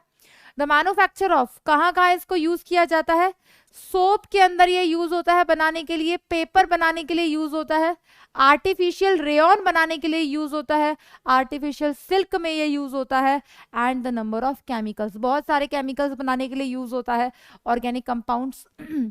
पेट्रोलियम रिफाइनिंग के लिए भी इसका यूज होता है, प्योरिफिकेशन ऑफ बॉक्साइट, एल्यूमिनियम की एक और होती है बेटा, उसको हम डिस्कस करेंगे मेटलर्जी चैप्टर में। Clear, in textile industries of mercerising cotton fabrics, in preparation of pure fats and oils and as a laboratory reagent, lab में तो इसको बहुत ज्यादा यूज किया जाता है। क्लियर, लिख सकते हो केक बनाने के लिए। नेक्स्ट हम डिस्कस करने जा रहे हैं बेटा, हमने आज 4 कंपाउंड डिस्कस करने हैं सोडियम के, 2 हम कर चुके, कौन कौन से बेटा, NaCl हम डिस्कस कर चुके, नेक्स्ट वन हमारे पास था NaOH। अब जो डिस्कस करने जा रहे हैं काफी इंपॉर्टेंट है और उसका नाम क्या है बेटा, दैट इज सोडियम कार्बोनेट। और सोडियम कार्बोनेट का, जिससे हम वॉशिंग सोडा बोलते हैं, उसका एक्चुअल फॉर्मूला होता है Na2CO3.10H2O। इसका अगर हम नाम लिखना चाहें, इसका अगर हम नाम लिखना चाहें तो हम इसे और क्या बोल सकते हैं, सोडियम कार्बोनेट डेकाहाइड्रेट, क्योंकि वाटर के कितने मॉलिक्यूल्स प्रेजेंट होते हैं बेटा, सोडियम कार्बोनेट में 10 मॉलिक्यूल्स प्रेजेंट होते हैं, तो sodium carbonate decahydrate. One of the most important preparation जिसे हम डिस्कस करने जा रहे हैं, उस प्रिपरेशन का नाम क्या है बेटा, उस प्रिपरेशन का नाम है दैट इज सॉल्वे प्रोसेस। क्या नाम है बेटा, सॉल्वे प्रोसेस। यहां पर हम किसकी प्रिपरेशन करेंगे, सोडियम कार्बोनेट की। कुछ की पॉइंट्स मैं आपको बता दूं जो आपको यहाँ पे ध्यान रखने हैं। हम सोडियम कार्बोनेट बना सकते हैं, लेकिन हम इस मेथड से पोटेशियम कार्बोनेट नहीं बना सकते। क्यों नहीं बना सकते, हम एक स्टेप आएगा जहां पर हम सोडियम बाइकार्बोनेट का फॉर्मेशन करेंगे। कल हमने जनरल कैरेक्टरिस्टिक्स डिस्कस की थी ग्रुप 1 एलिमेंट्स की, और हमने वहां देखा था कि बाइकार्बोनेट्स में सोडियम बाइकार्बोनेट से ज्यादा सॉल्यूबल होता है पोटेशियम बाइकार्बोनेट, और जो सॉल्यूबल है उसे हीट करके हम सेपरेट नहीं कर सकते, फिल्टर नहीं कर सकते, लेकिन जो इनसॉल्यूबल है उसे हम हीट करके सेपरेट कर सकते हैं। क्लियर? तो ये की पॉइंट्स ध्यान रखना। अब यहाँ पर हम स्टेप्स लिखेंगे तो आपको और अच्छे से क्लियर हो जाएगा। तो हम डिस्कस करने जा रहे हैं, क्या नाम है बेटा प्रोसेस का? इसका नाम है दैट इज सॉल्वे प्रोसेस। इसे और क्या बोलते हैं? इसे अमोनियम सोडा प्रोसेस भी बोलते हैं, also known as ammonium soda process. सबसे पहले यहां से भी क्वेश्चन आ जाता है। सबसे पहले हम डिस्कस करते हैं कि यहां पर कौन से रॉ मटेरियल्स यूज होते हैं। ठीक है, रॉ मटेरियल्स बोले तो कच्चा माल है। क्या रॉ मटेरियल्स है बेटा जो यूज होते हैं किसको बनाने के लिए? That sodium carbonate. तो ये हमें पता होना चाहिए बेटा। यहां पर यूज होता है अमोनिया। क्लियर? यहां पर यूज होता है अमोनिया, यहां पर यूज होता है लाइमस्टोन जिसे हम बोलते हैं CaCO3, यहाँ पर यूज होता है CO2, और यहाँ पर यूज होता है NaCl। ये वही NaCl है जिसे हम कॉमन सॉल्ट बोलते हैं, टेबल सॉल्ट बोलते हैं। तो उसका एक और यूज हो गया, use for the preparation of washing soda. Limestone calcium carbonate, CO2 gas है, अमोनिया भी हमारे पास गैसियस फॉर्म में है। स्टेप 1 हम डिस्कस करने जा रहे थे। स्टेप 1 इसका क्या होता है? सबसे पहले स्टेप में क्या होता है बेटा? सबसे पहले स्टेप में हम यहाँ पर किसकी रिएक्शन कराते हैं? अमोनिया की रिएक्शन कराते हैं वाटर के साथ और CO2 के साथ। ठीक है, तो यहां से हमारे पास किसका फॉर्मेशन होता है? यहां से हमारे पास फॉर्मेशन होता है अमोनियम बाइकार्बोनेट का। अब माइंड में क्वेश्चन आ रहा होगा, मैम अमोनियम बाइकार्बोनेट बना तो बना कैसे? अब देखो ध्यान से, जब ये CO2 H2O के साथ रिएक्ट करेगा, यहां से क्या क्या मिलता है भाई? जब CO2 NH3 के साथ रिएक्ट करेगा अमोनिया H2O के साथ, तो क्या बनाएगा भाई? NH4 plus OH minus. और अगर वाटर के साथ CO2 रिएक्ट करता है तो H2CO3 का फॉर्मेशन करेगा। क्लियर? अब हमारे पास क्या क्या आ गया? यहां से आ गया NH4 प्लस OH माइनस, यहां से आ गया H2CO3। मैं आपको बता देती हूँ ये बना कैसे इन एक्चुअल, यानी कि इन दोनों ने मिलकर किसका फॉर्मेशन कर लिया था? NH4OH का फॉर्मेशन कर लिया था। इन दोनों ने मिलकर किसका फॉर्मेशन कर लिया था? H2CO3 का फॉर्मेशन कर लिया था। अब यहां से क्या मिला हमें? यहां से मिला NH4 प्लस, यहां से हमें क्या मिला? ये टूटेगा तो क्या बनाएगा? H plus HCO3 minus, plus को क्या चाहिए? माइनस। यहां से मिला HCO3 माइनस, ये दोनों ने मिलकर क्या बना लिया? ये दोनों ने मिलकर बना लिया NH4 HCO3, जिसे हम क्या बोलते हैं?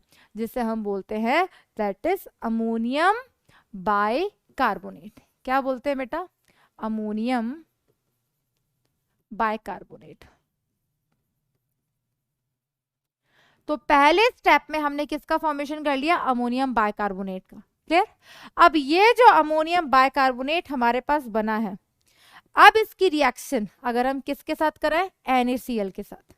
इस अमोनियम बाइकार्बोनेट की रिएक्शन हम कराएं NaCl के साथ, तो आप खुद बताओ बच्चों क्या बनेगा? NH4 प्लस यहां से मिलेगा, वहां से मिलेगा Cl माइनस, तो यहां से क्या मिल जाएगा बेटा? यहां से Na प्लस, यहां से HCO3 माइनस, तो यहां से बन गया NaHCO3 और ये मिल गया NH4Cl। क्लियर? ये क्या मिल गया? ये हमें मिल गया salt of weak base and strong acid. अब ये जो NaHCO3 होता है ना, ये प्रेसिपिटेट है हमारे पास, दैट मीन्स ये पार्शियली सॉल्यूबल है। यानी कि बेटा हमें स्टेप 1 में किसका फॉर्मेशन हो गया? स्टेप 1 में हमारे पास सोडियम बाइकार्बोनेट आ गया। क्लियर? यहां पर इसकी रिएक्शन इसके साथ जब हमने कराई तो यहां से सोडियम बाइकार्बोनेट मिला और साथ में NH4Cl मिला। ये इनसॉल्यूबल है, प्रेसिपिटेट मतलब इनसॉल्यूबल है। ये हमारे पास कैसा है, इन दोनों का मिक्सचर मिला। अब हमें इन दोनों में से सिर्फ क्या चाहिए, NaHCO3 चाहिए। अगर यहां पर पोटेशियम बाइकार्बोनेट बन सकता था भाई।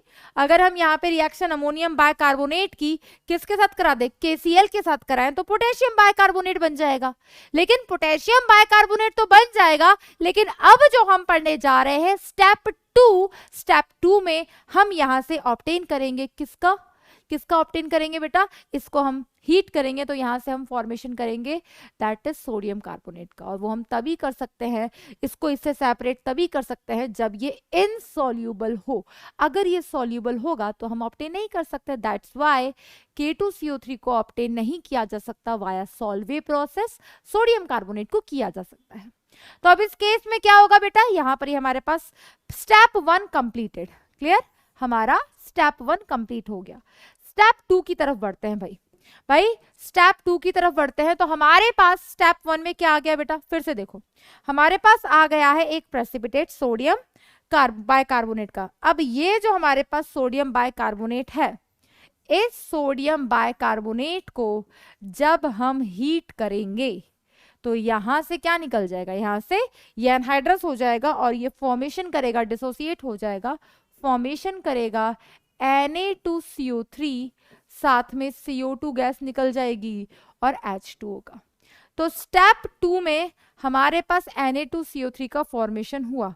ये क्यों हो पाया बेटा, क्योंकि ये जो था ना, ये पार्शियली सॉल्यूबल था। अगर ये कंप्लीटली सॉल्यूबल होता तो हम स्टेप 2 से सोडियम कार्बोनेट को ऑब्टेन नहीं कर पाते। नेक्स्ट है बेटा हमारे पास स्टेप नंबर 3। स्टेप नंबर 3 में हम सिंपली क्या करेंगे, सोडियम कार्बोनेट मिला है ना, ये तो एनहाइड्रस सोडियम कार्बोनेट है। हम यहां पर इस Na2CO3 की रिएक्शन, क्या बेटा, हम यहां पर इस Na2CO3 की रिएक्शन करवाएंगे वाटर मॉलिक्यूल्स के साथ। कितने वाटर मॉलिक्यूल्स है बेटा हमारे पास, 10 वाटर मॉलिक्यूल्स हैं। इसके साथ यहां पर करवाएंगे इसका क्रिस्टलाइजेशन। क्लियर,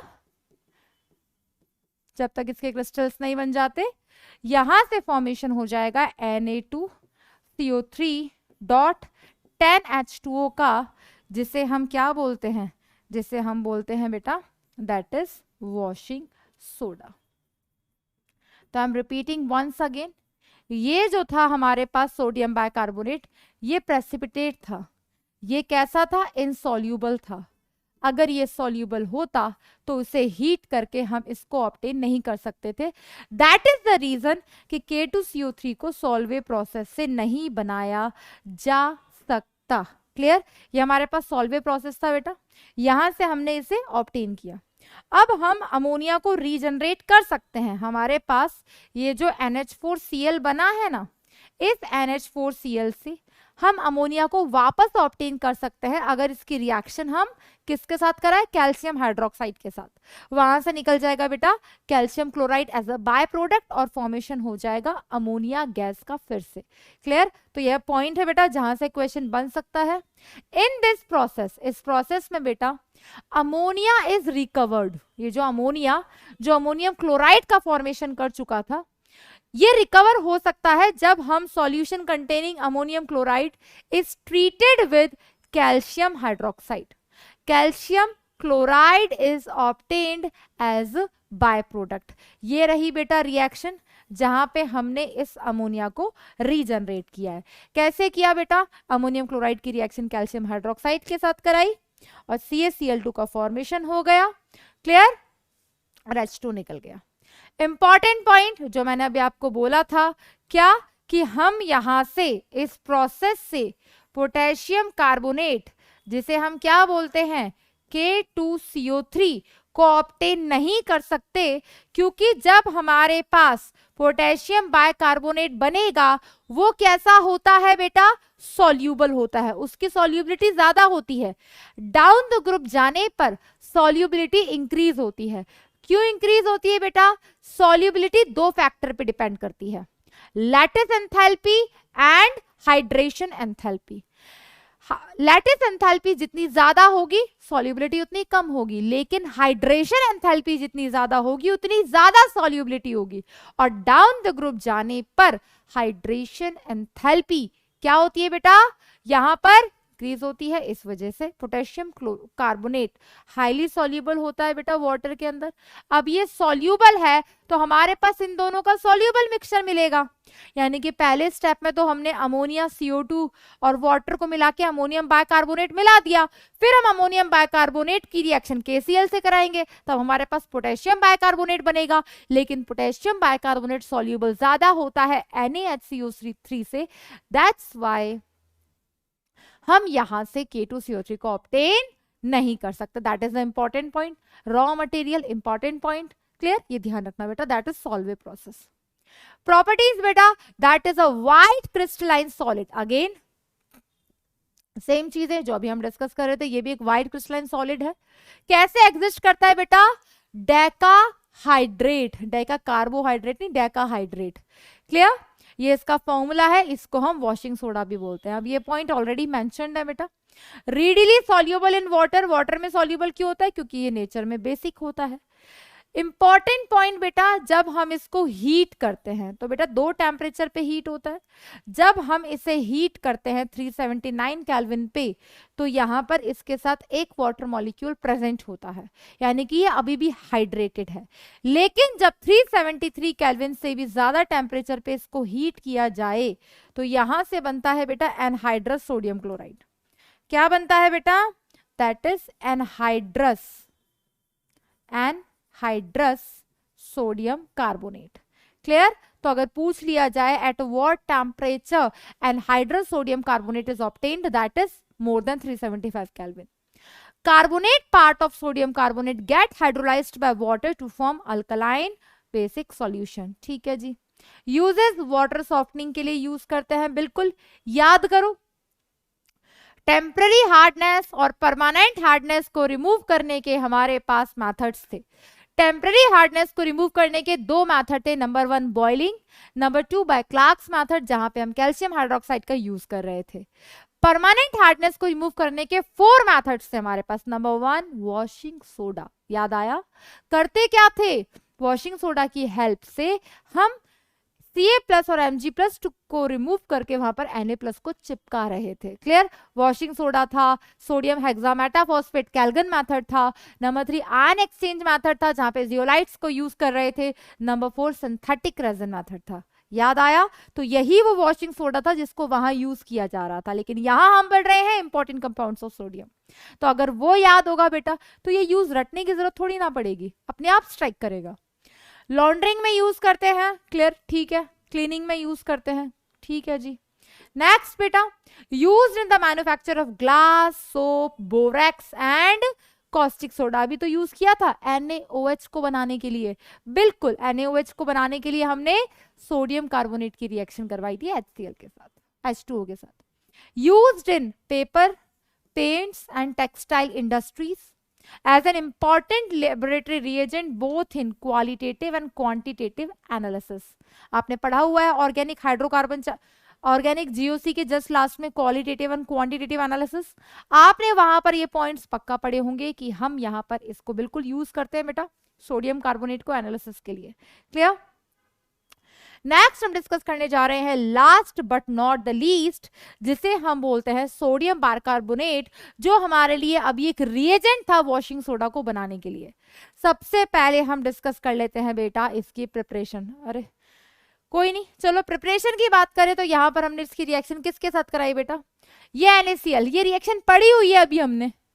सेकेंड स्टेप लिख देती हूं बेटा, that is second step of Solvay process, second step of Solvay process. अभी हमने डिस्कस किया था ना सॉल्वे प्रोसेस, तो वहां पर जो अमोनियम बाइकार्बोनेट बनता है उसकी रिएक्शन NaCl के साथ कराओगे तो और क्या बनेगा, सोडियम बाइकार्बोनेट। इसे हम क्या बोलते हैं, बेकिंग सोडा। बच्चों एक कंफ्यूजन हो गया, मैंने कॉस्टिक सोडा को भी बेकिंग सोडा बोला, दैट इज अ डिफरेंट, उसको करेक्ट कर दिया जाए, उसको करेक्ट किया जाए। Yes yes yes, that was the mistake of me mind. Clear, yes बेटा, अब हम डिस्कस करने जा रहे हैं that is baking soda.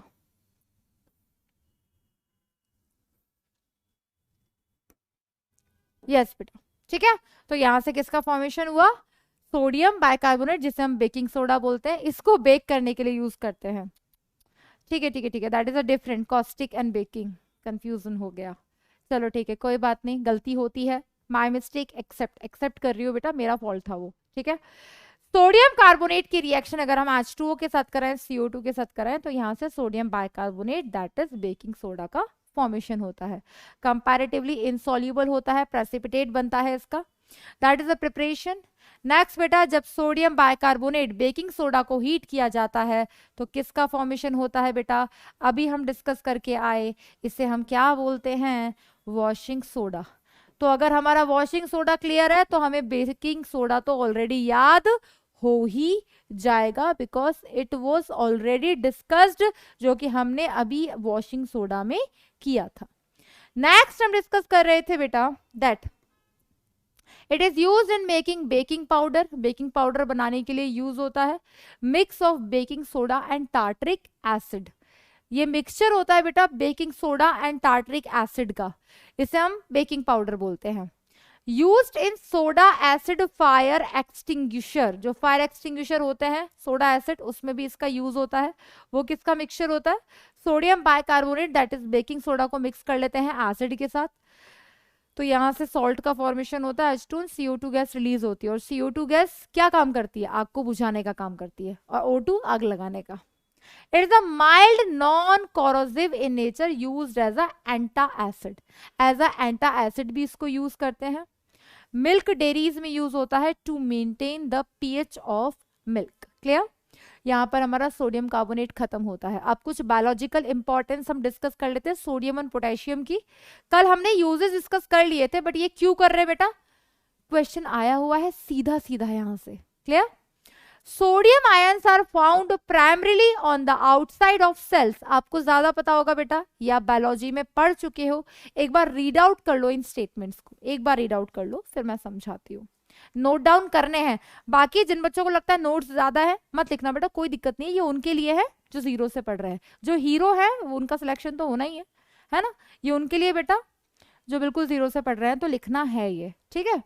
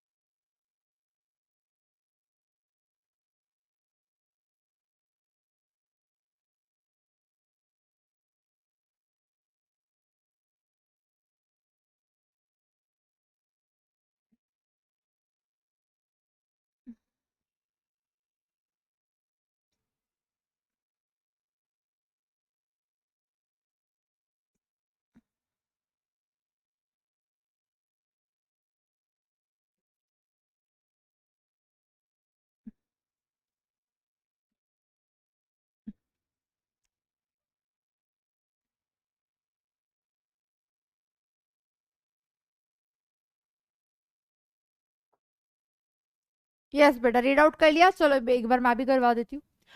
Sodium ions are found primarily on the outside of cells, being located in blood plasma, being located in blood plasma in the interstitial fluid which surrounds the cell. These ions participate in the transmission of nerve signals, in regulating the flow of water across cell membranes, and in the transport of sugars and amino acids into cells.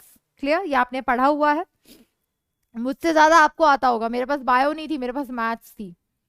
Potassium ions are the most abundant, are the most abundant cations within the cell fluids, where they activate many enzymes, participate in the oxidation of glucose to produce ATP, and with sodium are responsible for the transmission of nerve signals. इस पे equation आया हुआ है. Clear? There is a very small considerable variation in the concentration of sodium and potassium ions found in the opposite sides of the cell membranes. As a typical example, in blood plasma, sodium is present to the extent of 143 millimole per liter, whereas the potassium level is of 5 millimole per liter within the red blood cells, RBC. These concentrations change to 10 millimole per liter Na plus and 105 millimole per liter K plus. These ionic gradients demonstrate that a discriminatory mechanism called the sodium-potassium pump operates across the cell membranes, which consumes more than 1/3 part of the ATP used by the resting animal and about 15 kg per 24 hour in resting human. Clear? ये पूरा zoology में आपने पढ़ा हुआ होगा. नहीं समझ आए तो बता देना, मैं zoology वाले सर से समझ के आपको समझा दूंगी. ठीक है, तो अभी इसको रीड आउट कर लो बेटा. बिल्कुल ये एप्लीकेशन है इसका, सोडियम पोटेशियम पंप यूज होता है, इस तरीके से एप्लीकेशन है इसका. Next, finally group 1 is complete. एक चीज पेंडिंग है बेटा, मैंने आपको कंसेप्ट तो समझा दिया था जहां पर हम oxo acids of alkali metals पढ़ रहे थे. मैं सारे ऑर्डर्स अभी लिखवाऊंगी.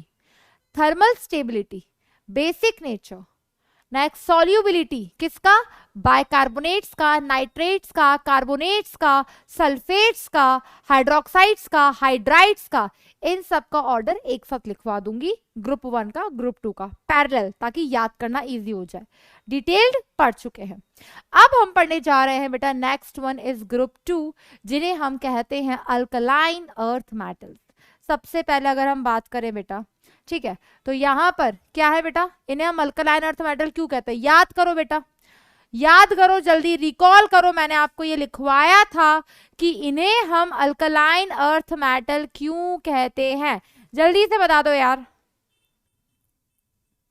जल्दी से बता दो. ये हमारे पास ग्रुप 2 एलिमेंट्स है and these elements are known as alkaline earth metals, alkaline earth metals, because their oxides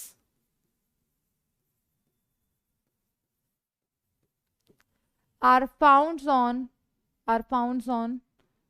earth crust and their aqueous solution is alkaline in nature, or we can say it basic in nature. Clear?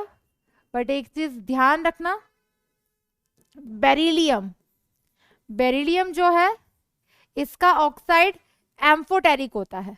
Clear? क्या बेटा, oxide of beryllium is amphoteric. कैसा होता है बेटा, amphoteric. और अगर इसका oxide amphoteric है तो जिस वजह से हम क्या कहते हैं, इन्हें अल्कलाइन अर्थ मेटल कहते हैं, तो ये तो अल्कलाइन अर्थ मेटल हुआ ही नहीं, तो हम बोल सकते हैं beryllium is not a alkaline earth metal, क्योंकि ये नेचर में बेसिक होता ही नहीं है. तो एक्सेप्ट बेरिलियम ग्रुप 2 के सारे एलिमेंट्स अल्कलाइन अर्थ मेटल्स होते हैं. Beryllium is not alkaline earth metal. क्यों? क्योंकि ये एनोमोलस बिहेवियर शो करता है. शोज एनोमोलस बिहेवियर, जैसे लिथियम शो कर रहा था ना रेस्ट मेंबर्स के साथ, शोज एनोमोलस बिहेवियर. क्लियर? क्यों शो करता है वो हमने पढ़ा हुआ है। तो इट शोज एनोमलस बिहेवियर। इसका ऑक्साइड कैसा होता है नेचर में, एम्फोटेरिक होता है। और ये डायगोनल रिलेशनशिप किसके साथ शो करता है, जैसे लिथियम मैग्नीशियम के साथ कर रहा था उसके साथ उसकी प्रॉपर्टी सिमिलर थी। सेम उसी तरीके से beryllium shows diagonal relationship, diagonal relationship किसके साथ करता है बेटा, it shows diagonal relationship with aluminium. तो एल्यूमिनियम और बेरिलियम दोनों के ऑक्साइड कैसे होते हैं बेटा, नेचर में बेसिक होते हैं। तो these are the key points बेटा, जो एक जल्दी से रिकॉल हो गया। क्लियर। तो beryllium, magnesium, calcium, strontium, barium, radium, ये हमारे पास ग्रुप 2 के एलिमेंट्स हैं। Rest all are known as alkaline earth metal। तो ये मैं आपको लिख भी देती हूं in the form of note, क्योंकि क्वेश्चन बनता है। क्लियर, क्वेश्चन बन सकता है that except beryllium all group 2 elements are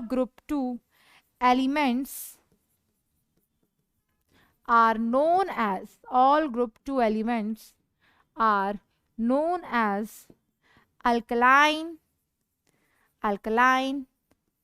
earth metals, क्योंकि इनके जितने भी ऑक्साइड्स है बेटा सब के सब अर्थ क्रस्ट में मिलते हैं और all are basic in nature. लेकिन बेरिलियम नहीं मिलता।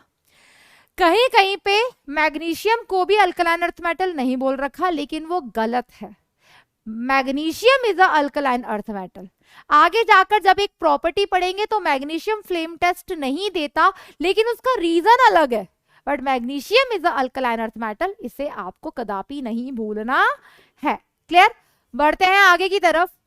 सबसे पहले हम डिस्कस करते हैं बेटा इलेक्ट्रॉनिक कॉन्फ़िगरेशन। तो अब हमें शायद प्रॉपर्टीज को पढ़ने में बहुत ही कम टाइम लगना चाहिए, क्योंकि हमने डिटेल तक गए थे, हम इसकी डिटेल तक गए थे। तो मैंने कहा भी था ग्रुप 1 की एक एक प्रॉपर्टी को समझेंगे, बट ग्रुप 2 को पढ़ना कंपैरेटिवली आसान हो जाएगा। तो ग्रुप 2 के जो एलिमेंट्स हैं, all have 2 electrons in their outer most shell, इसमें हमें कोई शक नहीं है।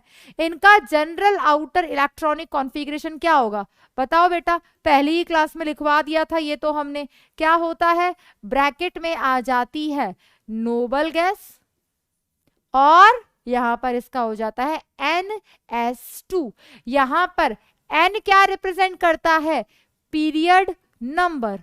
ठीक है, और N की वैल्यू कहां से कहां तक है, 2 से लेकर 7 तक है, क्योंकि इन्हीं पीरियड से बिलोंग करते हैं।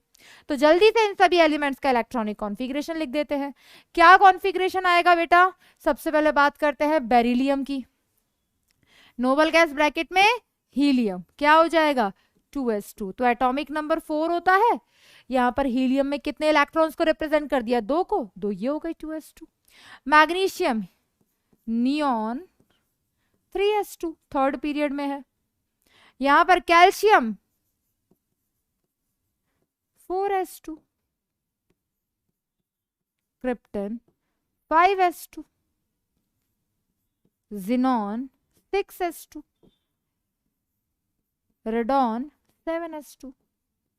क्लियर। तो ये हमारे पास ये 10 10 + 2 12, 18 + 2 20, दैट इज 36 + 2 38। क्लियर। 54 + 2 56, 86 + 2 88। क्लियर। तो यहां से एटॉमिक नंबर और ये हमारे पास आ गया इनका जनरल इलेक्ट्रॉनिक कॉन्फ़िगरेशन। कोई शक नहीं है, बिल्कुल मैक्सिमम प्रॉपर्टी इसी बेसिस पे डिफाइन होंगी।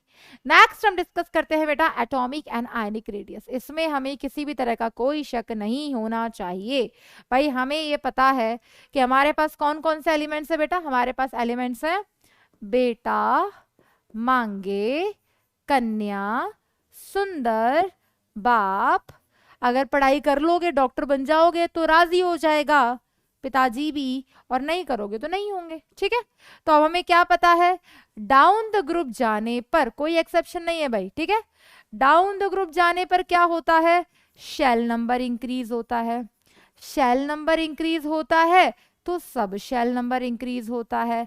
सब शेल नंबर इंक्रीज होता है तो इनर शेल इलेक्ट्रॉन इंक्रीज होते हैं, शील्डिंग इफेक्ट इंक्रीज होता है, जैसे स्क्रीनिंग इफेक्ट भी कहते हैं। तो साइज क्या होता है? इंक्रीज होता है विदाउट एनी एक्सेप्शन। अगर कंपेयर करना चाहो किसके साथ? ग्रुप 1 के साथ, तो ग्रुप 1 और ग्रुप 2 में ग्रुप 1 का साइज कंपैरेटिवली ज्यादा होगा। फॉर एग्जाम्पल, अगर आप बताना चाहो क्या कि लिथियम और बेरिलियम में से किसका ज्यादा साइज है, तो लिथियम का होगा।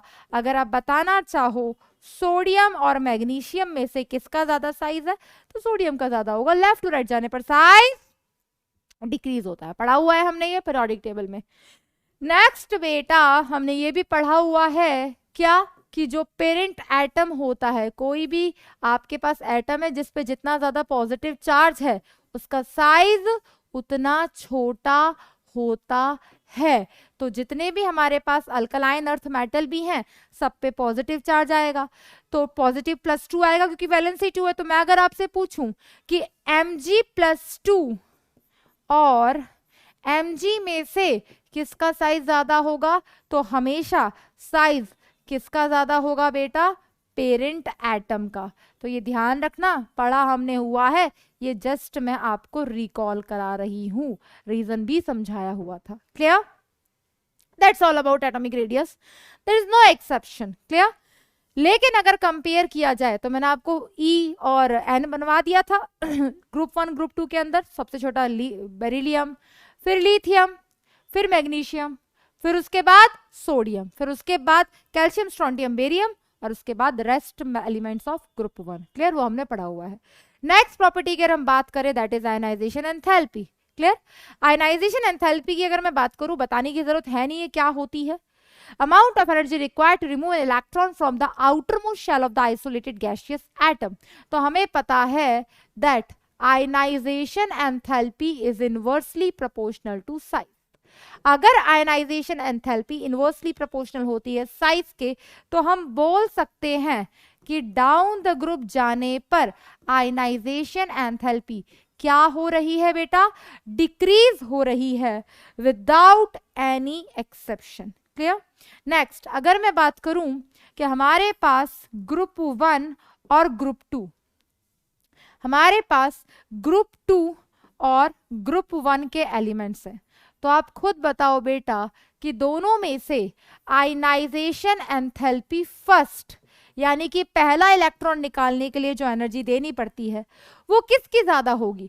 तो इसके outer most shell electronic configuration है NS1, इसका क्या है NS2।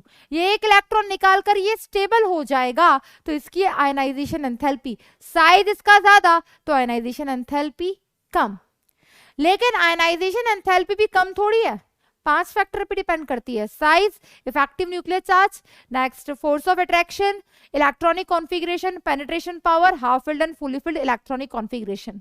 अब अगर मैं यहां पर बात करती हूं सेकेंड आयनाइजेशन एंथैल्पी की, यानी कि दूसरा इलेक्ट्रॉन निकालने के लिए एनर्जी कहां ज्यादा देनी पड़ेगी, तो आप खुद बताओ बेटा।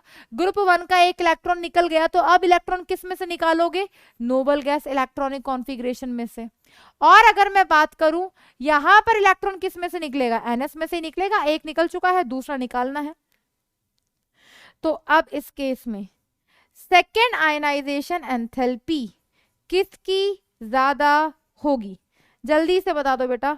ऑब्वियस है, सेकेंड आयनाइजेशन एंथैल्पी ग्रुप 1 की ज्यादा होगी। क्लियर? तो ये है हमारे पास बेटा आयनाइजेशन एंथैल्पी का कंपैरिजन। तो यहाँ पर आयनाइजेशन एंथैल्पी भी काफी सारे फैक्टर्स पे डिपेंड कर रही है। क्लियर? तो ये ध्यान रखना बेटा, आयनाइजेशन एंथैल्पी फर्स्ट किसकी ज्यादा होती है? ग्रुप 2 की, और सेकेंड किसकी ज्यादा होती है? दैट इज ग्रुप 1 की। क्लियर?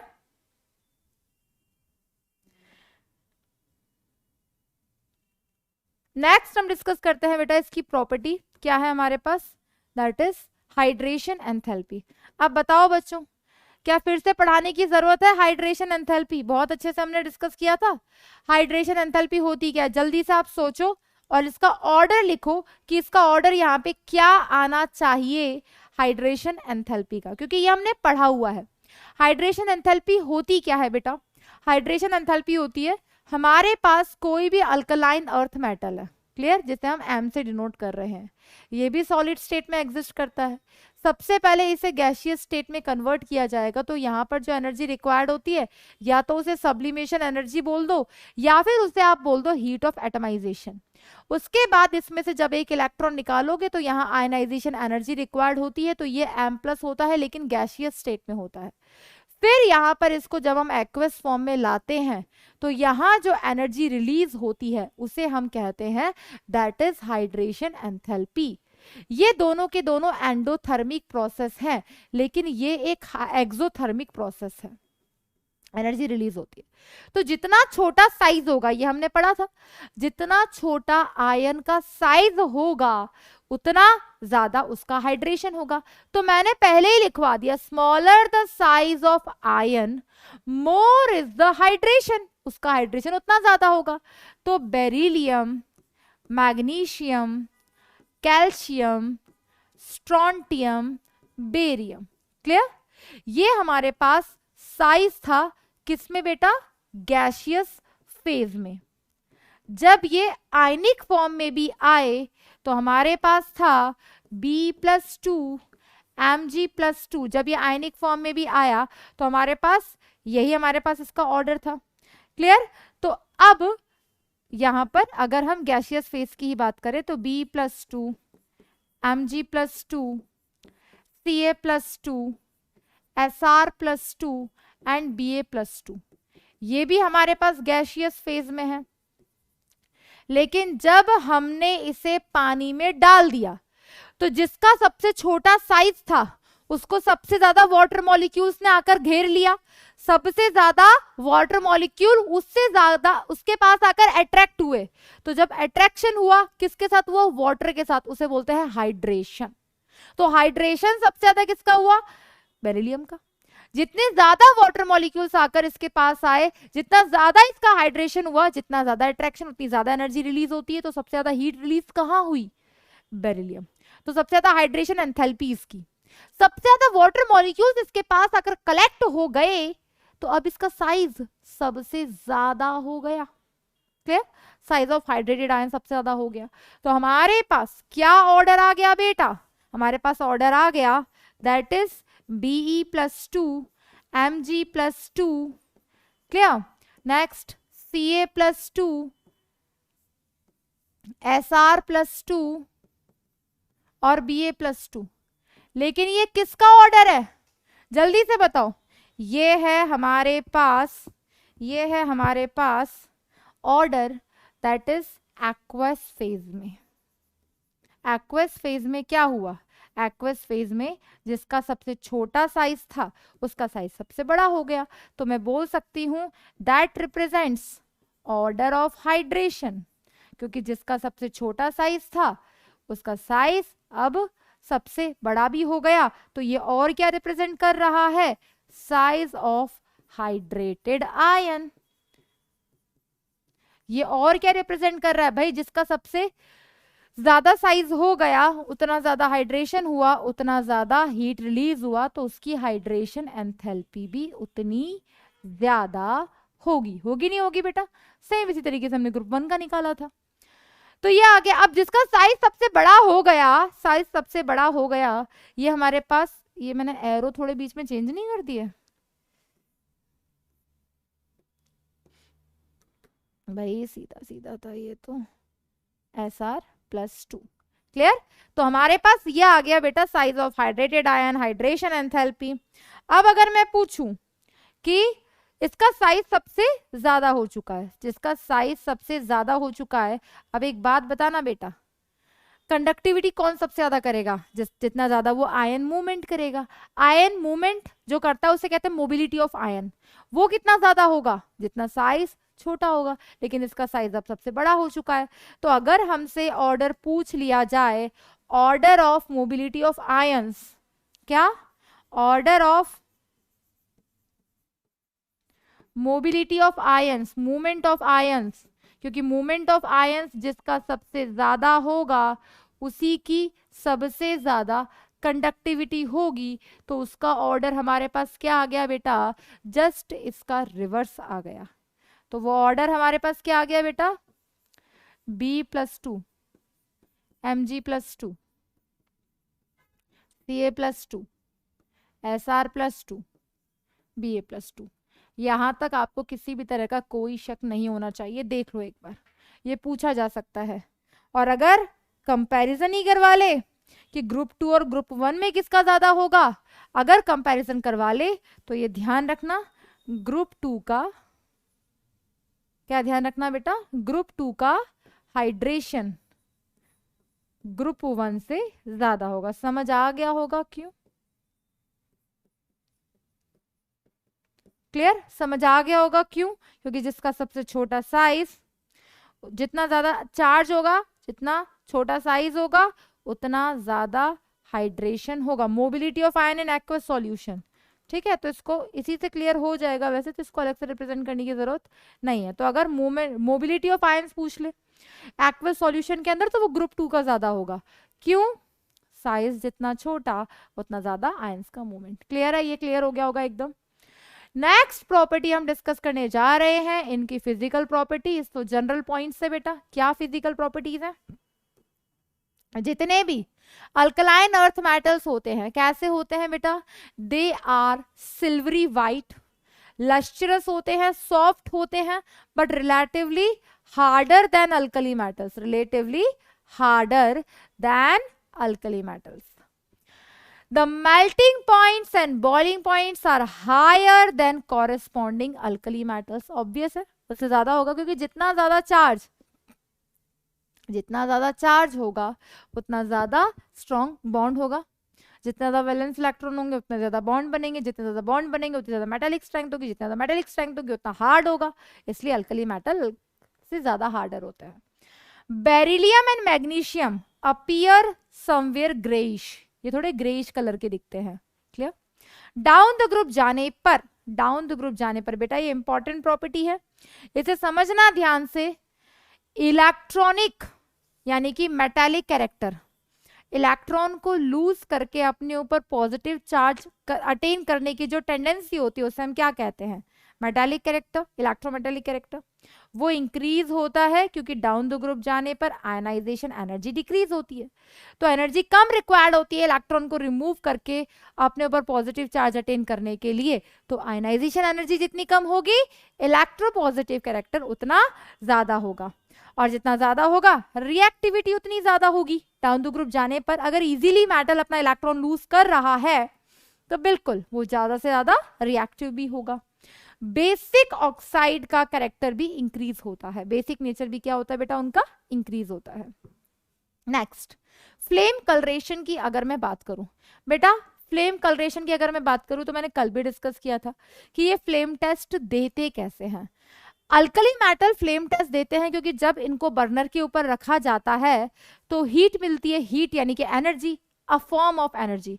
वो एनर्जी क्या करती है, उनका जो एक इलेक्ट्रॉन उनके आउटर मोस्ट शेल में प्रेजेंट होता है उसे रिमूव कर देती है। वो इलेक्ट्रॉन एनर्जी एब्जॉर्ब करके हायर स्टेट में जाता है, लौट कर कलर देता है विजिबल रीजन के अंदर। क्लियर? तो उसकी आयनाइजेशन एनर्जी कंपैरेटिवली कैसी होती है, लो होती है, क्योंकि साइज ज्यादा होता है ना अल्कलाइन अर्थ मेटल से। लेकिन अल्कलाइन अर्थ मेटल की कंपैरेटिवली आयनाइजेशन एनर्जी थोड़ी ज्यादा होती है लैटिस एंथैल्पी की वजह से भी। तो उसकी एनर्जी ज्यादा होने की वजह से क्या होता है, कंपैरेटिवली सारे एलिमेंट्स कलर शो नहीं करते। तो बेरिलियम और मैग्नीशियम कलर शो करते ही नहीं है। क्यों? क्योंकि इनकी आयनाइजेशन एनर्जी ज्यादा होती है।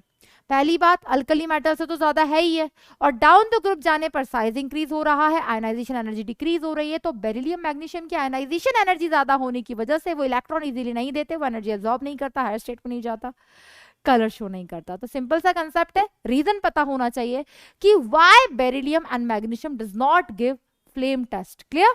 तो फ्लेम कलरेशन क्यों होता है ये हम ऑलरेडी पढ़ चुके थे, क्या कि फ्लेम कलरेशन क्यों होता है। तो alkali metals due to higher ionisation energy, जो हमारे पास अल्कलाइन अर्थ मेटल्स हैं तो थोड़ी ज्यादा एनर्जी रिक्वायर्ड होती है फॉर फ्लेम कलर। क्लियर? तो इन अल्कलाइन अर्थ मेटल्स, या फिर डायरेक्ट लिख देते हैं, alkaline earth metals have comparatively high ionization energy as compared to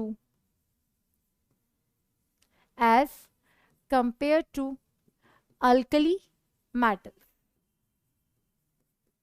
तो ये तो समझ में आ गया होगा, because ionisation enthalpy is inversely proportional to size, और साइज किसका ज्यादा है, अल्कली मेटल का, तो उनकी आयनाइजेशन एंथैल्पी कम होगी, और ये होने की वजह से little more energy is required for flame colour, little bit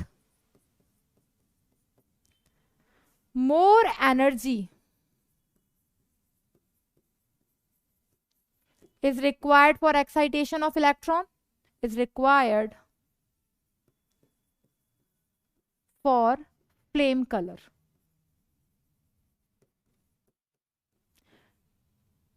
That's why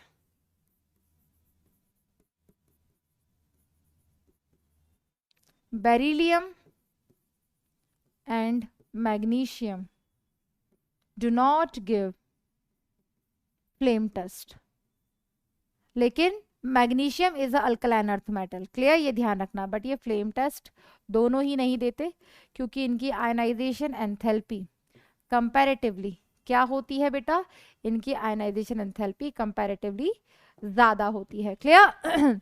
colours याद रखने हैं, calcium brick red, strontium crimson red and barium shows Apple green colour, clear बेटा। ये इनकी फिजिकल प्रॉपर्टीज थी, देख लो एक बार अच्छे से और याद भी कर लो साथ साथ, क्लियर। नेक्स्ट प्रॉपर्टी हम डिस्कस करने जा रहे हैं केमिकल प्रॉपर्टीज। केमिकल प्रॉपर्टीज की बात करते हैं बेटा, केमिकल प्रॉपर्टीज में हम क्या पढ़ते हैं, physical properties completed. Chemical properties में हम सिंपली पढ़ते हैं कि भाई ये किसके साथ कैसे रिएक्ट करता है, इतना ही पढ़ते हैं। तो बिल्कुल जैसे हमने पढ़ा था अल्कली मेटल्स के लिए, सेम उसी तरीके से इनकी हम रिएक्शंस करवाएंगे। तो अल्कलाइन अर्थ मेटल में भी कौन ऑक्साइड बनाता है, कौन पर ऑक्साइड बनाता है, वो डिस्कस करेंगे, क्योंकि एयर में O2 N2 प्रेजेंट होता है, लेकिन अल्कली मेटल में सिर्फ लिथियम N2 से रिएक्ट करता था, बाकी सब नहीं करते थे, लेकिन यहाँ सारे रिएक्ट करते हैं किसके साथ, N2 के साथ, क्लियर। नेक्स्ट वाटर के साथ रिएक्शन करवाएंगे। तो अल्कलाइन अर्थ मेटल्स जो हैं, that alkaline earth metals are comparatively less reactive due to their small size, किसकी वजह से बेटा, due to their small size, ये लेस रिएक्टिव होते हैं due to their high ionisation enthalpy, और जैसे जैसे हम डाउन द ग्रुप जाते हैं इनकी रिएक्टिविटी इंक्रीज होती है। डाउन द ग्रुप जाने पर रिएक्टिविटी इंक्रीज हो रही है, दैट मीन्स क्योंकि डाउन द ग्रुप जाने पर आयनाइजेशन एंथैल्पी डिक्रीज हो रही है। तो पहली जो हम पढ़ने जा रहे हैं that is reactivity towards air and water. React करवा देते हैं भाई एयर एंड वाटर के साथ। तो एयर में क्या क्या प्रेजेंट होता है भाई, एयर में हमारे पास O2 भी प्रेजेंट होता है और N2 भी प्रेजेंट होता है। तो जब हम मेटल की रिएक्शन कराते हैं O2 के साथ, तो अगर ये जो मेटल्स हैं इनकी वैलेंसी होती है 2, ऑक्सीजन की भी होती है 2, अगर सिंपल ऑक्साइड है तो फॉर्मूला क्या बनेगा, MO बनेगा, क्लियर। बट कौन कौन से ऐसे हैं जो सिंपल ऑक्साइड्स का फॉर्मेशन करते हैं, तो ये फॉर्मेशन करते हैं MO का, यानी कि सिंपल ऑक्साइड्स। अभी हम एयर के साथ रिएक्शन करवा रहे हैं O2 के साथ, ठीक है। तो वो कौन से मेटल्स हैं बेटा जो सारे सिंपल ऑक्साइड्स का फॉर्मेशन करते हैं, तो वो मेटल्स हैं हमारे पास बेटा, that is beryllium, magnesium and calcium. ये वो मेटल्स हैं जो सिंपल ऑक्साइड्स का फॉर्मेशन करते हैं। नेक्स्ट बेटा, यहां पर भी पेरोक्साइड बनते हैं, और पेरोक्साइड कौन कौन बनाता है बेटा, क्योंकि पेरोक्साइड बनना किस पे डिपेंड करता है बेटा, साइज भी कैसा चाहिए, ज्यादा चाहिए। पेरोक्साइड में ऑक्सीजन की वैलेंसी क्या होती है, -1, तो इसका फॉर्मूला क्या बनेगा, M2O। क्या बनते हैं ये, पेरोक्साइड। और पेरोक्साइड कौन बनाता है यहाँ पर बनाता है that is strontium and barium. तो ये दो एलिमेंट्स हैं जो पेरोक्साइड्स का फॉर्मेशन करते हैं। तो जब हम O2 के साथ रिएक्शन कराते हैं इनकी, तो हमारे पास ये रिएक्शन, अब यहां से 5 रिएक्शन बन सकती है। B+O2 BeO, Mg+O2 MgO, Ca+O2 CaO, strontium plus O2 Sr2O, barium plus O2 Sr2O। Clear? तो यहां से हम और भी रिएक्शंस को बना सकते हैं।